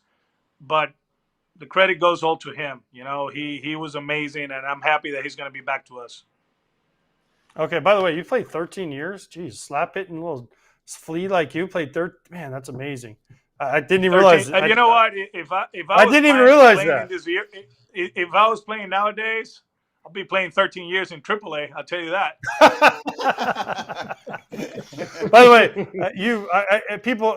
I'm getting way off. I know we got, but you had the one at bat that everybody remembers. Do you know that I was catching during that bat, and I got absolutely obliterated when I came in the dugout because you had like a 20 pitch at bat and you hit a home run. It was in Dodger Stadium, and we just kept throwing you heater, and you finally hit a home run. And I came in, And Felipe Alou was like, "Why the hell did we throw him somewhere else?" And I'm like, Felipe, did you really think Alex Cora was going to go deep? AJ, it wasn't against you guys. Oh, it wasn't? I thought it was, because you had one against us where you fought off it was against the Cubs. Oh, well, it was against the Cubs. Actually, you know what? Good for you, because I'm not a Cub fan. But you had one against us. It was like 10 or 12 pitches, and we just kept throwing you heaters, and you kept fouling off. So it was Matt Clement, slider cutter, right? Cutterish, okay, yeah. Right? And people keep giving me credit, man. He threw 16 pitches right down the middle, bro. You know, at one point you got to hit one, right? So I don't know what was harder, me getting the homer on the 18th pitch or Matty Clement throwing all the strikes in a row. But no, okay. Anyways, I know there was one, but I'm wrong. I admit I'm wrong, but there was one right. Felipe Alou screamed at me for throwing you this many pitches, and you did something. No, you actually, it was in 04, right? Were you there in 04? 2004. Oh yeah. Franklin, the lefty, came out of the bullpen. That was the Finley homer. Remember the walk-off? Yeah, no, I was out of the game. They defensively replaced me that game because we were winning 3-0. And so let's take the catcher and the against Franklin, the lefty. It was a Franklin. Yeah. I don't even know. Yeah, Wayne Franklin. Yes, thanks for bringing that memory up, because we took me and the shortstop out, and we ended up losing. Davey Cruz. So they took Davey Cruz out, put in Cody Ransom. Yes, but I barely remember that game. Anyways. You're a manager now. You've been managing since, 2018, I think was your first year. What is the one thing that Alex Cora wishes he knew in 2018 that Alex Cora in 2025 knows? The media side of it is very challenging. I still remember Kevin Gregg in 18. He's with the Phillies now. He was our media relationship, the president of media relationship, and he tells me in Fort Myers, from tomorrow on, you got to talk before the workout and after the game. And I'm like, what? I got to do this twice? And that's something that is not easy, because the game is the game, and the game has evolved, but you have information and you talk to people, and you're going to keep growing up as a manager and as a baseball person. But the media part of it is a challenge, like right now we're talking, he's going to come out and somebody's going to make something out of this, because he talked about Matt Clement, or he's talking to Alex Bregman every single day, or he doesn't talk to Trent Breslow every single day. And that's a challenge, man. It's you guys call it what? Soap operas, right? Like Days of Our Lives, right? At 1:00. I remember watching that in college. Probably Joey didn't do that in Vanderbilt, but I did in Miami. But it's a novela, like we call it in Latin America. It's nonstop, and you got to be on top of it. You got to know the narrative. You have to control the narrative. And if I would have known that in 18, and 18 was quote unquote simple in that aspect, because that team was amazing. But I didn't know how challenging it is, and I'm still learning that part of the game. One last quick one that we probably could have spent 15 minutes on. Roman Anthony. Roman Anthony getting third in American League Rookie of the Year voting. What do you see, not his ceiling, but what do you see him doing next year? Because the future is very bright. But what do you see him doing for this team in a new role that he's going to need to take for you guys to make it to the series? Yes. The one thing that we still have to, quote unquote, solve is him against lefties. And that's something that, as hitters, left-handed hitters, is always a challenge. And it's funny because I throughout the years, if you look at our roster, we have this problem. We had this problem, quote unquote, throughout the years. Casas against lefties, Jaron Duran against lefties, Willie Abreu against lefties, and there's I call it a process, right? Like the evolution of the hitter. They come up to the big leagues and we platoon them, and it happened with Roman for a week, and he's gonna be okay. I see him hitting at the top of the lineup. It's gonna be a debate if we're gonna lead him off or hit him second, or hit him fourth. We'll see what the roster looks when we get to Cincinnati next year for the home for opening day. But is a guy that he's gonna keep getting on base. He's going to hit for power. I think he was getting to the point that he was hitting the ball in the air. And the thing that people don't realize is that this guy is a great base runner and a good defender. I think he ended up +4 as far as defensive run saves, and he's just really good. One thing that we have to be very careful, and this happens in every big market, is like people put these players in a pedestal and they expect them to carry the offense, carry the franchise to the next level, and that's not the case. We have to protect him from that. But as far as the player, keep him healthy, let him be who he is, and we are far away from the best version of Roman Anthony, but the one we have right now and the one we're going to have next year is really, really good. So since you like novellas, is Tristan Casas your first baseman next year, or are you going to sign Pete Alonso? We gotta get him healthy, man. I think Tristan is a big part of what we're trying to accomplish, but we gotta get him healthy. Last year we were talking about Tristan hitting 30 home runs, driving in 100, and that happened right early in the season. So we're not giving up on him, but we know that he hasn't been healthy throughout his career, so that's very important. This guy looks so good. Look, Pete Alonso like this, hitting dingers at the monster. The Gators. Oh, clip that! Alex, clip that! Alex, tell him. Clip that. He never went to college. Clip college. that. He doesn't know. Don't worry about That's it. true. That's true. Clip that, by the way. We're nice. Clip that. Hurricanes, they teach you to be friendly to your Yeah, neighbors. okay. Go to a Miami game, get back to him. By the way, I'll say this to Tommy Canley. Miami beat Notre Dame, but they're ranked behind them. Anyways, I'm not a Miami fan, but that's some crap. You know what? This is the point of the season in college football, the last 4 or 5 years. And I hate to say it, early in the season, everybody, they're back. And now we're 16th in the nation. Like, man. That's a you guy right there. That's a you guy. Right there. He knows. He knows. Yeah, I wait because it happens. Unfortunately, it's really kind of been 20 years like that, where you get teased every once in a while, and it just doesn't do it. It's not a complete season, so it is what it is. I don't want to talk about it. Alex, enjoy the off season. Actually, enjoy your next. We'll see you in a couple weeks. Exactly. We'll see you in Orlando in our backyard.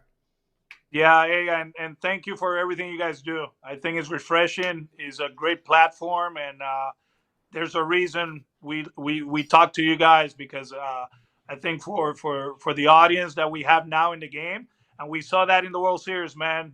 Game 7 broke all the ratings, right? And it's international and all that, and you guys are part of this. Appreciate you guys. Thank you. Well said, and yeah, that's why we do it. So you know it. Thank you, Alex. Appreciate you. We'll see you in a couple weeks. Be well. You too.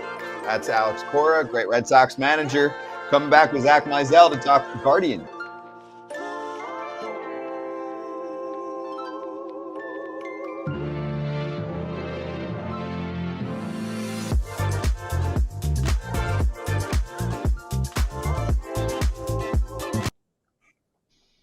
Hey, we'll talk Sorry, to Zack producer Meisel lady's coming ready up to in a kill moment. me. We're good. I got something for you. Uh-oh. Did you see that the Rays cut Christopher Morel? I mean, Sabermetric darling? is he though? No. Fun guy. Fun. He's fun when he's hitting. Player. He's fun when he was hitting dingers. He's got too many holes in that swing, and Why do you think the Cubs got rid of him? they made a nice move there, right? No, listen. Morel Christopher Morel looks like a fun player, but he strikes out so much. Kratz, he strikes out so much. He doesn't really have a position. I guess their left field is kind of where he's settled, but yeah, he'll hit you some dingers. But are the 200 strikeouts he puts up, you give him 500, 600 at bats, worth 25 homers every year and bad defense? He hits the ball hard, and then certain people drool, and they need to clean their spit up. It's too much. It's enough. I'm just saying that profile of player, right, gets way too much hype. It's true. You know it, Kratz. We talk about it. It's not an old school, new school thing. You can't have that profile and holes in your swing like that. Is it unfair for me to say because some guys fix those holes? Name one. Who fixes those holes when they're that glaring? Like, is he going to drop 25 punch outs? Like, to me, I would hope for Christopher Morel he can look at himself and go, okay, I've been DFA'd. I've been traded away from the Cubs who are trying to win. What do I need to change? Because he's uber athletic, stupid bat speed. Like, what do I need to change? We'll see. I mean, it's totally up to him. But the problem is, I mean, exit velocity and bat speed numbers that lead to expected numbers that are just those not aren't realistic. real, though. They're not realistic. Those aren't for real. this type I of get so profile. annoyed with that. Those aren't real. But sometimes they're helpful to show, hey, this player actually has gone through an unlucky first couple months of the season or whatever it is, right? It's been You don't it's even been believe an in unlucky that? first couple of years for him. I'm saying this doesn't apply for this type of player. Oh. That's my point is there's a time I always look Like, back. listen, I understand where like guys are hitting the ball hard and they're not getting hits. Like, Yeah. okay, for a couple weeks, but this has been a while now. Like, everyone's like, this guy's got all the talent in the world, but it goes back to Kratz, what we've talked about on here many times. Not everybody could be a 45 home run guy. Not everybody's a 30 to 40 home run guy. Hit your 15 to 20 and get on base and steal if you're super out. Like, because we've gotten to a point in baseball, which is the way it is, and it's what guys get paid for, it's hitting homers. If you make contact 1 out of 10 times, you're gonna hit the ball as hard as you want. It's not gonna do much. You can't do a hundo batting average in major.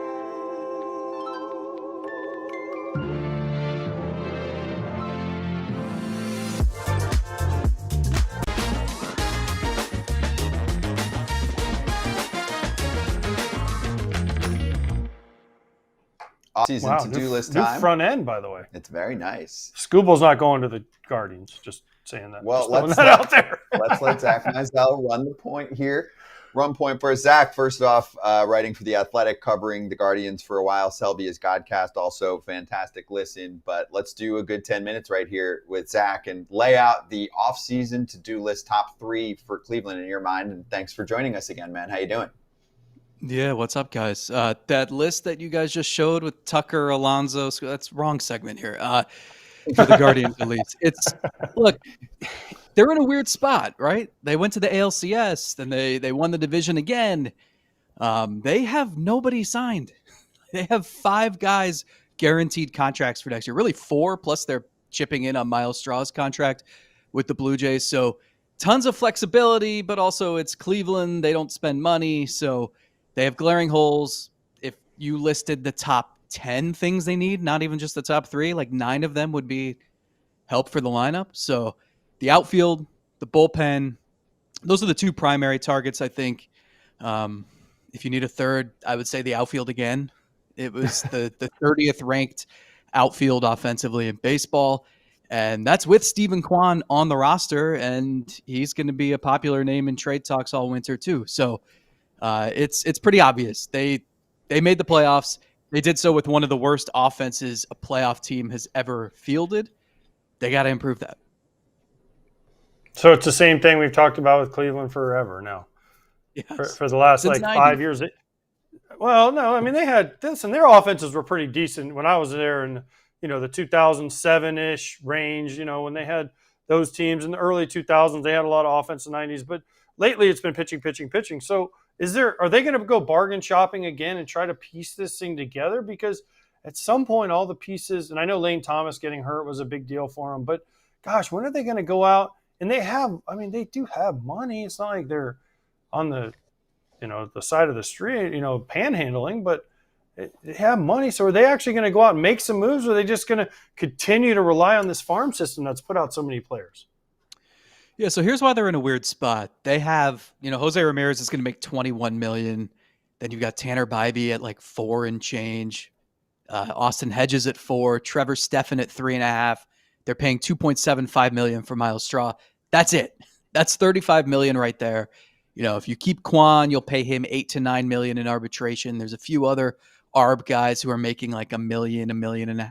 So we're talking, even when you fill out the rest of the roster, $55 million or so. So yeah, even if you're trotting out a similar payroll to what they have in recent years, 90 to 100 million, which is also what it was in like the year 2000, which tells you a lot about the state of things. But you've got 40 million to spend. So the question is, like, I think high on the priority list is a right-handed outfielder who can hit lefties. So go get yourself an Austin Hayes or a Rob Refsnyder or a Randall Grichuk, someone like that. But what they don't want to do, and they've done this, they've made this mistake a lot, where they signed Eddie Rosario or Domingo Santana or Hanley Ramirez one year when he was washed up. They don't. What would not make sense, and what they don't want to do, is sign a veteran retread who's trying to get one last good year and give him 10 to 12 million. And that blocks someone like Chase DeLauder, who we saw at the very end of the season. George Valera, a rookie who came up and was pretty good in September and October. They want those guys to play. I think they want to make sure that they're not banking on those guys starting 150 games. So they need to get someone who can play every day, someone who's proven, someone who's not 36 years old and trying to hang on. So that's why it's a good thing maybe that they have some financial flexibility, because I don't think you can be shopping for that outfielder who's going to make 1 for 9 and then that might be their career. They've done that a lot in the recent past. So it's got to be someone who's a little more legit. But we also know that this team's not going to spend a ton of money. You're not going to hand out someone who's making 5 for 100. So they're in a weird spot. And I think they're going to have to let the free agency play out and someone kind of fall in their lap. Honestly, the way Pete Alonso lasted on the market last winter. All right. Well, with all that extra money, how's this bullpen going to get built? Because the Indians, when I played for them, had a tremendous formula to make the best bullpen pitchers ever. And wait, no, they didn't. Now they have the formula. They had the best formula to make starting pitchers. And now it's like they're figuring out this bullpen formula. If they need to improve their bullpen, will it just be from internal? Because I know a lot of guys that are out on the market are going to cost way more than anybody that's making anything besides Jose Ramirez on the team. Yeah, they know they need help. Nick Enright was someone they leaned on last year. He's got a great story, what he's overcome, and was a huge help for them, and then blew out his elbow. And Andrew Walters, they thought was perhaps a future setup man or closer, and then he had injury issues and missed the entire season. So you don't want to just bank on him making 70 appearances. Daniel Espino is a guy who has tantalized with, he had a 102-mile-an-hour fastball and a plus slider, but that was 4 years ago. And then he had 2 shoulder surgeries, and he just pitched in the fall league. He could play a part, but again, not someone you can bank on. Obviously, Emmanuel Clase, I don't see him walking through that bullpen door. So you have Cade Smith. It's a good place to start. They need depth. No, they're not going to sign Edwin Diaz or Devin Williams. Even someone like Helsley would seem to be a good fit, but he will probably price himself out of their range. It's a pretty deep free agent market, though. I in trying to piece together the plan for the offseason, what makes sense to me would be the best hitter they add is probably going to come through trade. That would make the most sense to me. And then use your free agent dollars to sign that platoon outfielder and to add a reliever or two, because they need depth. They've also leaned on that group a lot. Cade Smith and Hunter Gaddis have made, I think, more appearances than anybody the last 2 years, if you include the playoffs. So you guys know it. Bullpens are completely volatile year after year. So the more depth you can have back there, the better shape you'll be in. All right. You brought up Clase, so I need to ask the question. How much did it hamstring the team? Because there was rumors that him and Quan were going to be traded last trade deadline. Obviously, Clase suspended. We don't know if we'll ever see him again.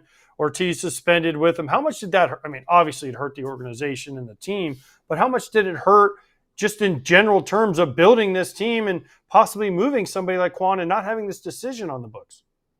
It's weird because it was almost like a 2-month fantasy or fever dream that they were living out, because what got them to the playoffs was the pitching, and yet they lost 2 key members, right? The bullpen had the best ERA in baseball once Clase hit the sideline on July 28th. Like, how? I still can't wrap my head around that.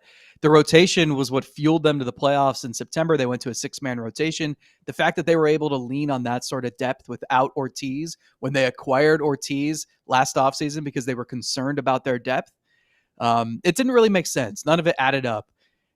Where they'll really feel it is moving forward, because now you have to hope for a repeat from those 6 starters because you've got other stuff you have to figure out. I don't think that it's possible that they sign a starter or trade for a starter just for depth purposes, but you really need guys like Joey Cantillo and Parker Messick to take another step forward because you're not going to have Ortiz. And in the bullpen, it's leaning a lot more on Cade Smith and Hunter Gaddis, which is great, but those guys were the insurance for Clase if Clase ever faltered, and you don't have that now. So it's just a hit to the depth. They were fielding offers for Clase at the deadline.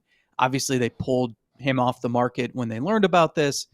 But even if they didn't move him then, I think he would have been dangled on the trade market this winter. And, we saw what Mason Miller got in a trade. So they're kicking themselves a little bit now, and they're frustrated just because of the value you lose. And it's not just losing the player at that moment, but it's what you could have gotten in the future.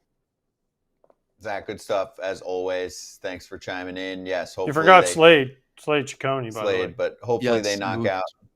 Yeah, hopefully they knock out number 1 and 2 on the list since they're kind of the same. It's always Anyway, it's like next year, 2026, we're gonna have the same thing. It's gonna be like outfield. Yeah. We already have the graphic. Outfield. We have the graphic prepared for when we do this a year from now during the lockout. Zach, thank you, man. Good talking to you. You got it, guys. Take care. Give Zach a follow on socials. More info on his pod and his articles in The Athletic on there.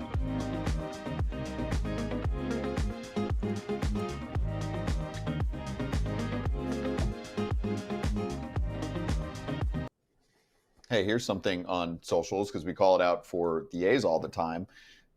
This kind of went viral last night. Fans pointing out how many of them are blocked from the Orioles Twitter account. Kind of random. Our boy Platinum Key, who's one of the hosts on Bucko Territory, said went to retweet the Grayson Rodriguez trade and found out he was blocked. It's kind of weird because Platinum Key is pretty, I don't want to say chill. I mean, he's definitely opinionated on socials, but I don't know why. Like, if any team's going to block him, maybe it's the Pirates, although that would be stupid. But anyway, we'll have to do some digging on that one. That's weird. Yeah. It's like when the A's blocked everybody. Well, they turned off their replies for a long, long time.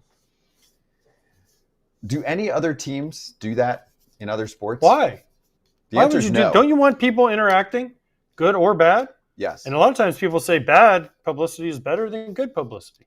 Also, the way that most social media platforms work nowadays is that they judge your interaction, including replies, and that's how they amplify what you're putting out there. So you're literally just punching yourself and saying, no, I don't want this to go out to as many people. So then if that's the case, what are you even doing? You want to block certain people that are being inappropriate? Go for it. But if you're blocking everyone, like the A's, that's a problem. Orioles, I'm curious what's going on there. Yeah, someone else quote tweeted, why did the Orioles social person block half the internet? I don't know. Strange. Maybe they're on it. Maybe it's if you're blocked on Twitter, you should have just like a Dikembe thing, like no, instead of like Orioles have blocked you. I know someone that can get to someone high up there and let them know, and I bet you that person doesn't know. So I'm just going to throw that out there. Anyway, Ken Rosenthal, Inside Scoop. Was that like a weird name drop you just did? I didn't want to like give much away, but somebody with a lot of power there at the Orioles. Like like Gunnar business / ownership group side of things. No, Chris Gunnar Davis has his own social. Guys with power. Chris Davis. Delman Young. That's good. Guys with power. I interviewed Delman on the field after. Didn't he have like a walk-off hit for Baltimore in one of those series? Delman Young? Not a walk-off. Bases clearing. Bases clearing. You know what I'm talking about, right? Oh, yeah. Yes. Then they got waffled. Because really, generally, I don't think he was open to many interviews. And I'm like, it's you and me, buddy, on the field. Let's do this. He was fine.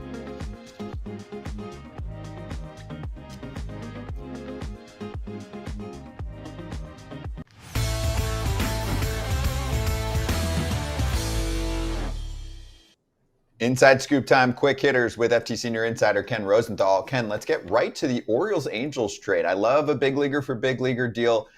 we kind of smashed the Orioles for this one for giving up on Grayson Rodriguez, but what do you think? Well, I heard what you guys were saying, and certainly your points of view are understandable. I did talk to some people this morning. I think I have a little bit better feel for where the Orioles are on this, and I'll try to relay that now. Obviously, Grayson Rodriguez, even if he's healthy in 2026, is going to be probably on some kind of innings limit. He's not going to pitch 150 innings in this next season after all that he has been through. Hasn't pitched since July 31st, 2024 in the major leagues. So that's 2026. Then you ask, okay, that's fine, but what about the next 3 years? Because he's under club control for all of them. And that is where the Orioles are obviously showing a vote of no confidence here in his ability to stay healthy long term. And they feel that in getting Taylor Ward, a guy who is a right-handed bat, and remember, there's a shortage of right-handed hitting outfielders in this market, a severe shortage. Well, they're going to be better in 2026, and they're taking the gamble that Grayson Rodriguez is not going to haunt them. Obviously, it is a gamble, and I can see both sides of it, but what you guys were saying about giving up that long-term starting pitching asset, no team wants to do that. The fact that the Orioles did it, to me, indicates that they just feel that he's never going to be the guy we all thought he's going to be. And now if you're Grayson Rodriguez, you want to prove them wrong. 1,000,000%. 1,000,000%. Speaking of proving people wrong, we were arguing the last few days about qualifying offers. 4 guys. 4 guys, Ken. Did the teams make mistakes when they put out these qualifying offers? Or did they expect a lot of these guys to say, yes, yeah, I'll take $22 million. Ken, I'll take your $22 million you make. AJ, when a team makes that decision to extend the qualifying offer, they're taking a calculated gamble. And they're saying, okay, if the guy accepts, we're good with that. With the team doing that, with them making the qualifying offer, they have to be good with the player taking it. Now, the risk is the player does take it and maybe they don't have enough payroll to cover it, or if they need the player or want the player, he leaves and they get draft pick compensation and only that in return. Each case is different. I wrote about them all last week, and honestly, I was surprised by the starting pitchers, Woodruff and Imanaga, more so than Grisham and Torres taking them, because starting pitching seems to be at such a premium. And you would think that those guys would command multi-year deals, and maybe they would have, Woodruff and Imanaga. I'm sure they could have, actually. But with the qualifying offer number now at $22.025 million, over $22 million, it's awfully enticing for all of these guys. And you guys touched on this earlier. Scott did. Guys who are not elite, they're the guys who get hammered by the qualifying offer because teams are reluctant to sign them, give up the draft picks, extend the multi-year contract, all of that. So in each case, I understand where the player was coming from. Even with the lockout looming after this season, they're taking the calculated gamble of their own that we'll go back in the market next year with no qualifying offer attached to us. And regardless of the lockout, it doesn't deter necessarily what free agency is going to be, and they'll take their chances again. Now, Grisham is the one that is probably the most fascinating of these acceptances. And I know Yankee fans all over the place were screaming and yelling last night, this is going to screw us up.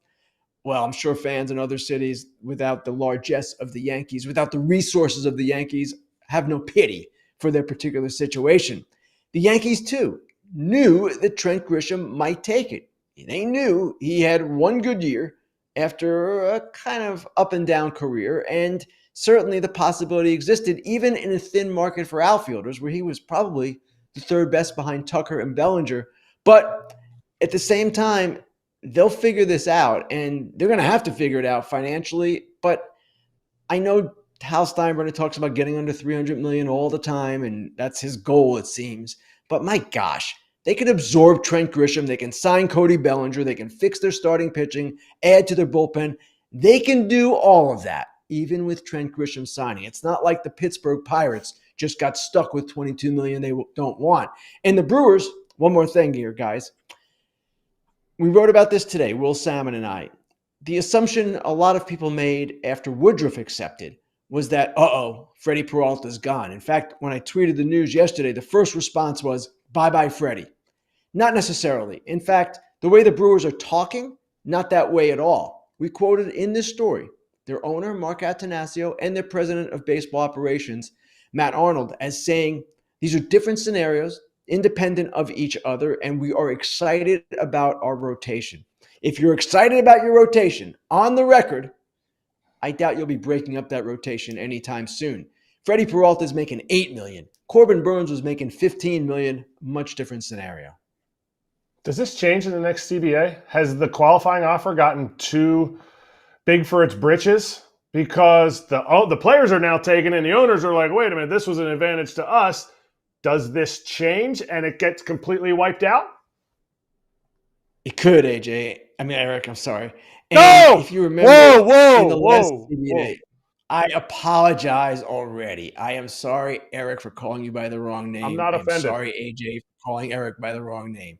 In the last CBA, if you guys remember, the qualifying offer was on the table in exchange for an international draft. Now, given this next set of negotiations, I have no idea what kind of offer is going to be made regarding the qualifying offer. But at the same time, it certainly will be something that is subject to negotiation.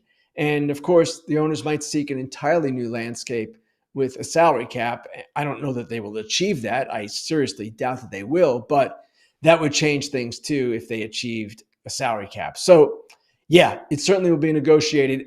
Erik, and now AJ, you can ask a question. Oh, wow. Thank you, Ken.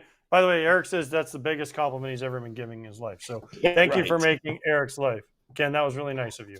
But what I want to know is you brought up the Pirates, okay? And you said, oh, it's not like the Pirates eating it.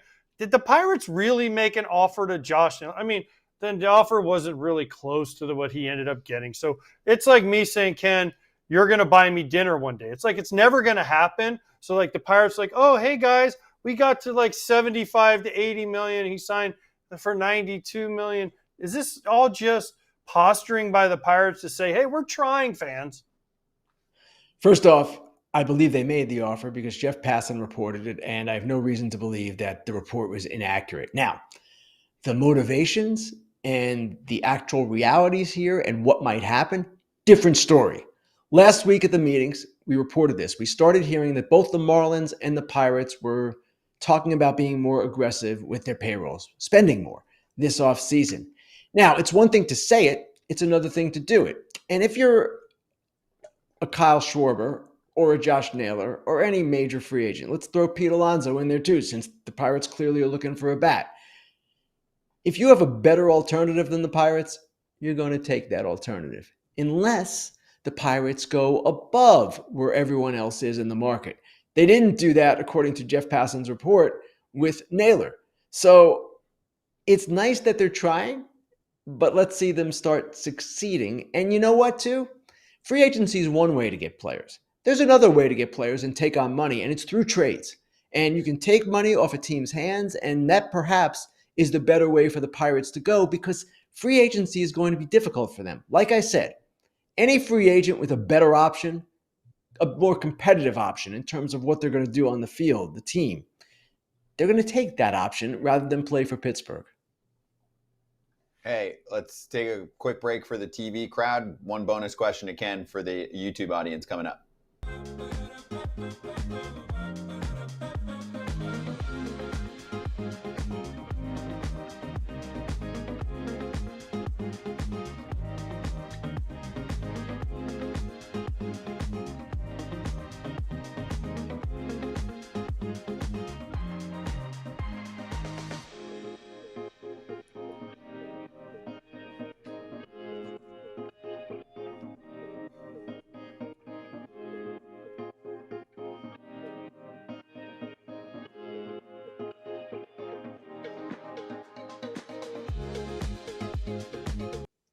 Okay, back for one bonus question. We got 2 minutes here during the break, and let's just continue on the Pirates, Ken. I mean, Mark Feinsand from MLB wrote they might up the payroll by 40, 50 mil. They were at 85 mil according to Kratz contracts in 2025, which ranked 26, highest since they ranked 26 in 2018 when they had 90.6 mil, just to show how pathetic it's been there. So can we all just have a little laugh when we see, they have interest in someone like Kyle Schwarber, for example? Do we really think Kyle Schwarber is going to make a decision to sign with the Pirates over everyone else? I think we just want to know how we should set the tone with Pittsburgh the rest of the offseason here. The only way Kyle Schwarber signs with them is if they outbid everyone by, I don't know, 20, 30, 40 million, whatever the case might be. And they're not going to do that.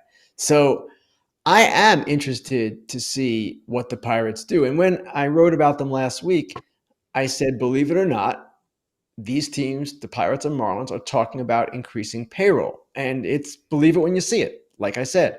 So let's see how this plays out before judging them, because I do expect them to take on payroll. Now, whether they do it wisely or not and how they do it, that remains to be seen. But at the very least, it's encouraging these teams are doing that. What their motivations are, that's a conversation for another day.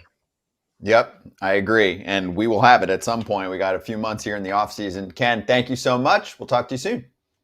Thanks, guys. That's Ken Rosenthal, Fair Territory episode from Monday out there for the world to check out. And then also, of course, Thursday's episode live with Alana Rizzo back at the fold, taking your questions live. I know many of you asked questions we didn't have time for. That's what Grilling Ken is all about on Thursdays. Again, it's Fair Territory. Check out the pod page, or the show is on this very Foul Territory YouTube channel. Coming back for like 5 seconds to say bye-bye TV crowd, and we'll stay on for a few minutes leading up to Trevor May's May Day. We'll go over an article actually on teams' winning percentages compared to their payrolls next.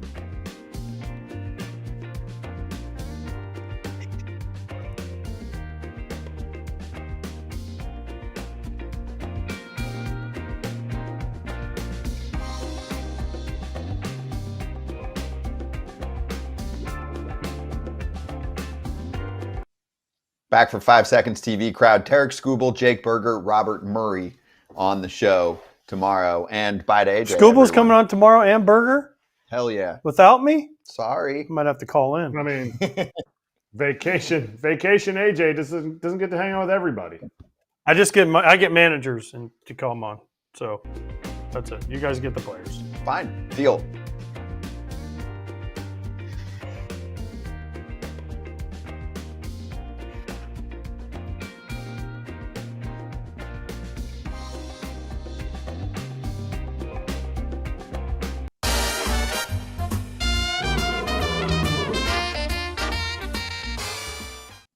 All right, we have 2 articles fresh up on the Roar blog that we do for BetMGM. One is on how to construct the perfect pitcher via each pitch that we like best in baseball. We'll get to that later this week, but this one is which teams are most successful with limited payrolls.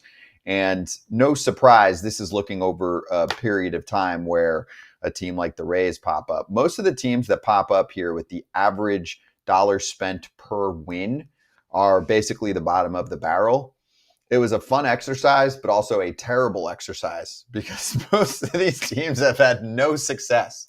Well, the Guardians and Rays. Everyone wants to be the Rays. The Rays haven't won. They haven't won a World Series. Yeah, when I say success, I mean the point is a World Series title. Most fan bases. Yeah, it's cool that you make the playoffs, but I tell you what, if you talk to a lot of people around the league, they will say that the teams are just happy they make the playoffs. Oh, we got in. Hey, it was a success. We got in. Not, hey, we won the World, like the Dodgers won the World Series last year. That was a hell of a year. The Yankees are the one team. If they don't win the World Series, that's not a successful year. Other than that, teams like, oh, we got in. Look, anything can happen once you get in. Anything can happen once you get in.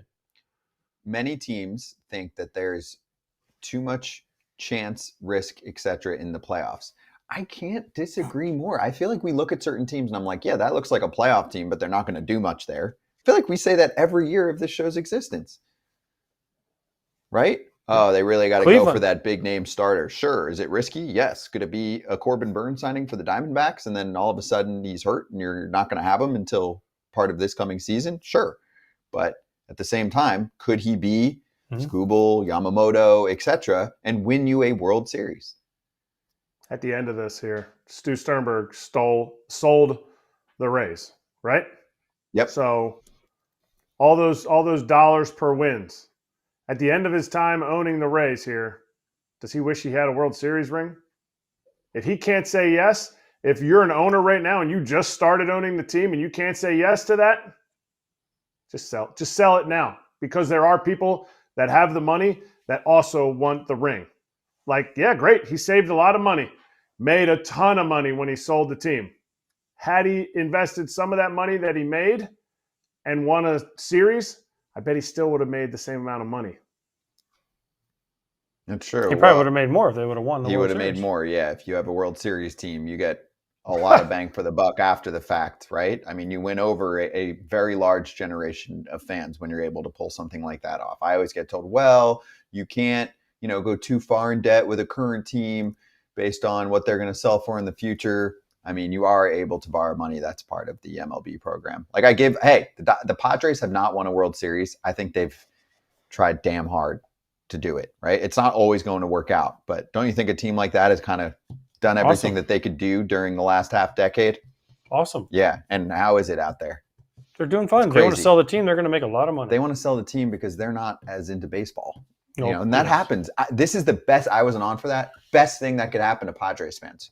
You got to see who ends up buying the team. But when you get to the next generation, it's pretty rare that the next generation or the brothers and sisters or whatever, right, of those who have passed, like baseball as much as that person does. And if that's not the case, usually it's going to start to turn ugly. That's just how it works. Ask Tigers.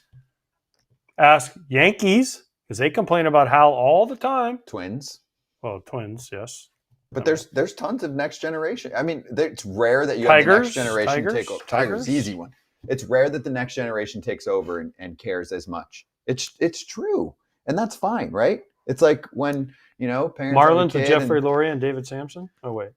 Well, they want their kid to be the next great baseball owner, or if you're a parent, you want your kid to be some job, and then the kid goes in a completely different direction. How often is that? Oh, I want you to be a doctor, and then the kid's something totally happy different. Is something else. Yeah. So I think that's great news for the Padres. I mean, Kratz lives it with his kids. Like, my kid plays baseball in college. Your kid plays baseball in college. But I was like, play football, play golf, play basketball, play anything, because I know what it is, and I want you to do what you. And if they love baseball, fine. But I wasn't telling my kid you have to play baseball. Nope, I agree. That's because you guys also genetically are gifted, so that's getting passed on. I don't think it works like that when you just sit there and own a team. It's like you were born to run the Yankees. Most of those guys were born on third base and think they hit a triple. Exactly. John Fisher's favorite T-shirt. All right, Kratz on the way out and Mayday on the way out. There it is, Trevor May running live on this very FT network for the next hour. Check out what Trevor brings to the table. A lot like FT. Hot, strong opinions. Kratz? Angeles. They made a great trade. They got a pitcher. Mike Trout back to the playoffs. Grayson Rodriguez. Gonna carry him.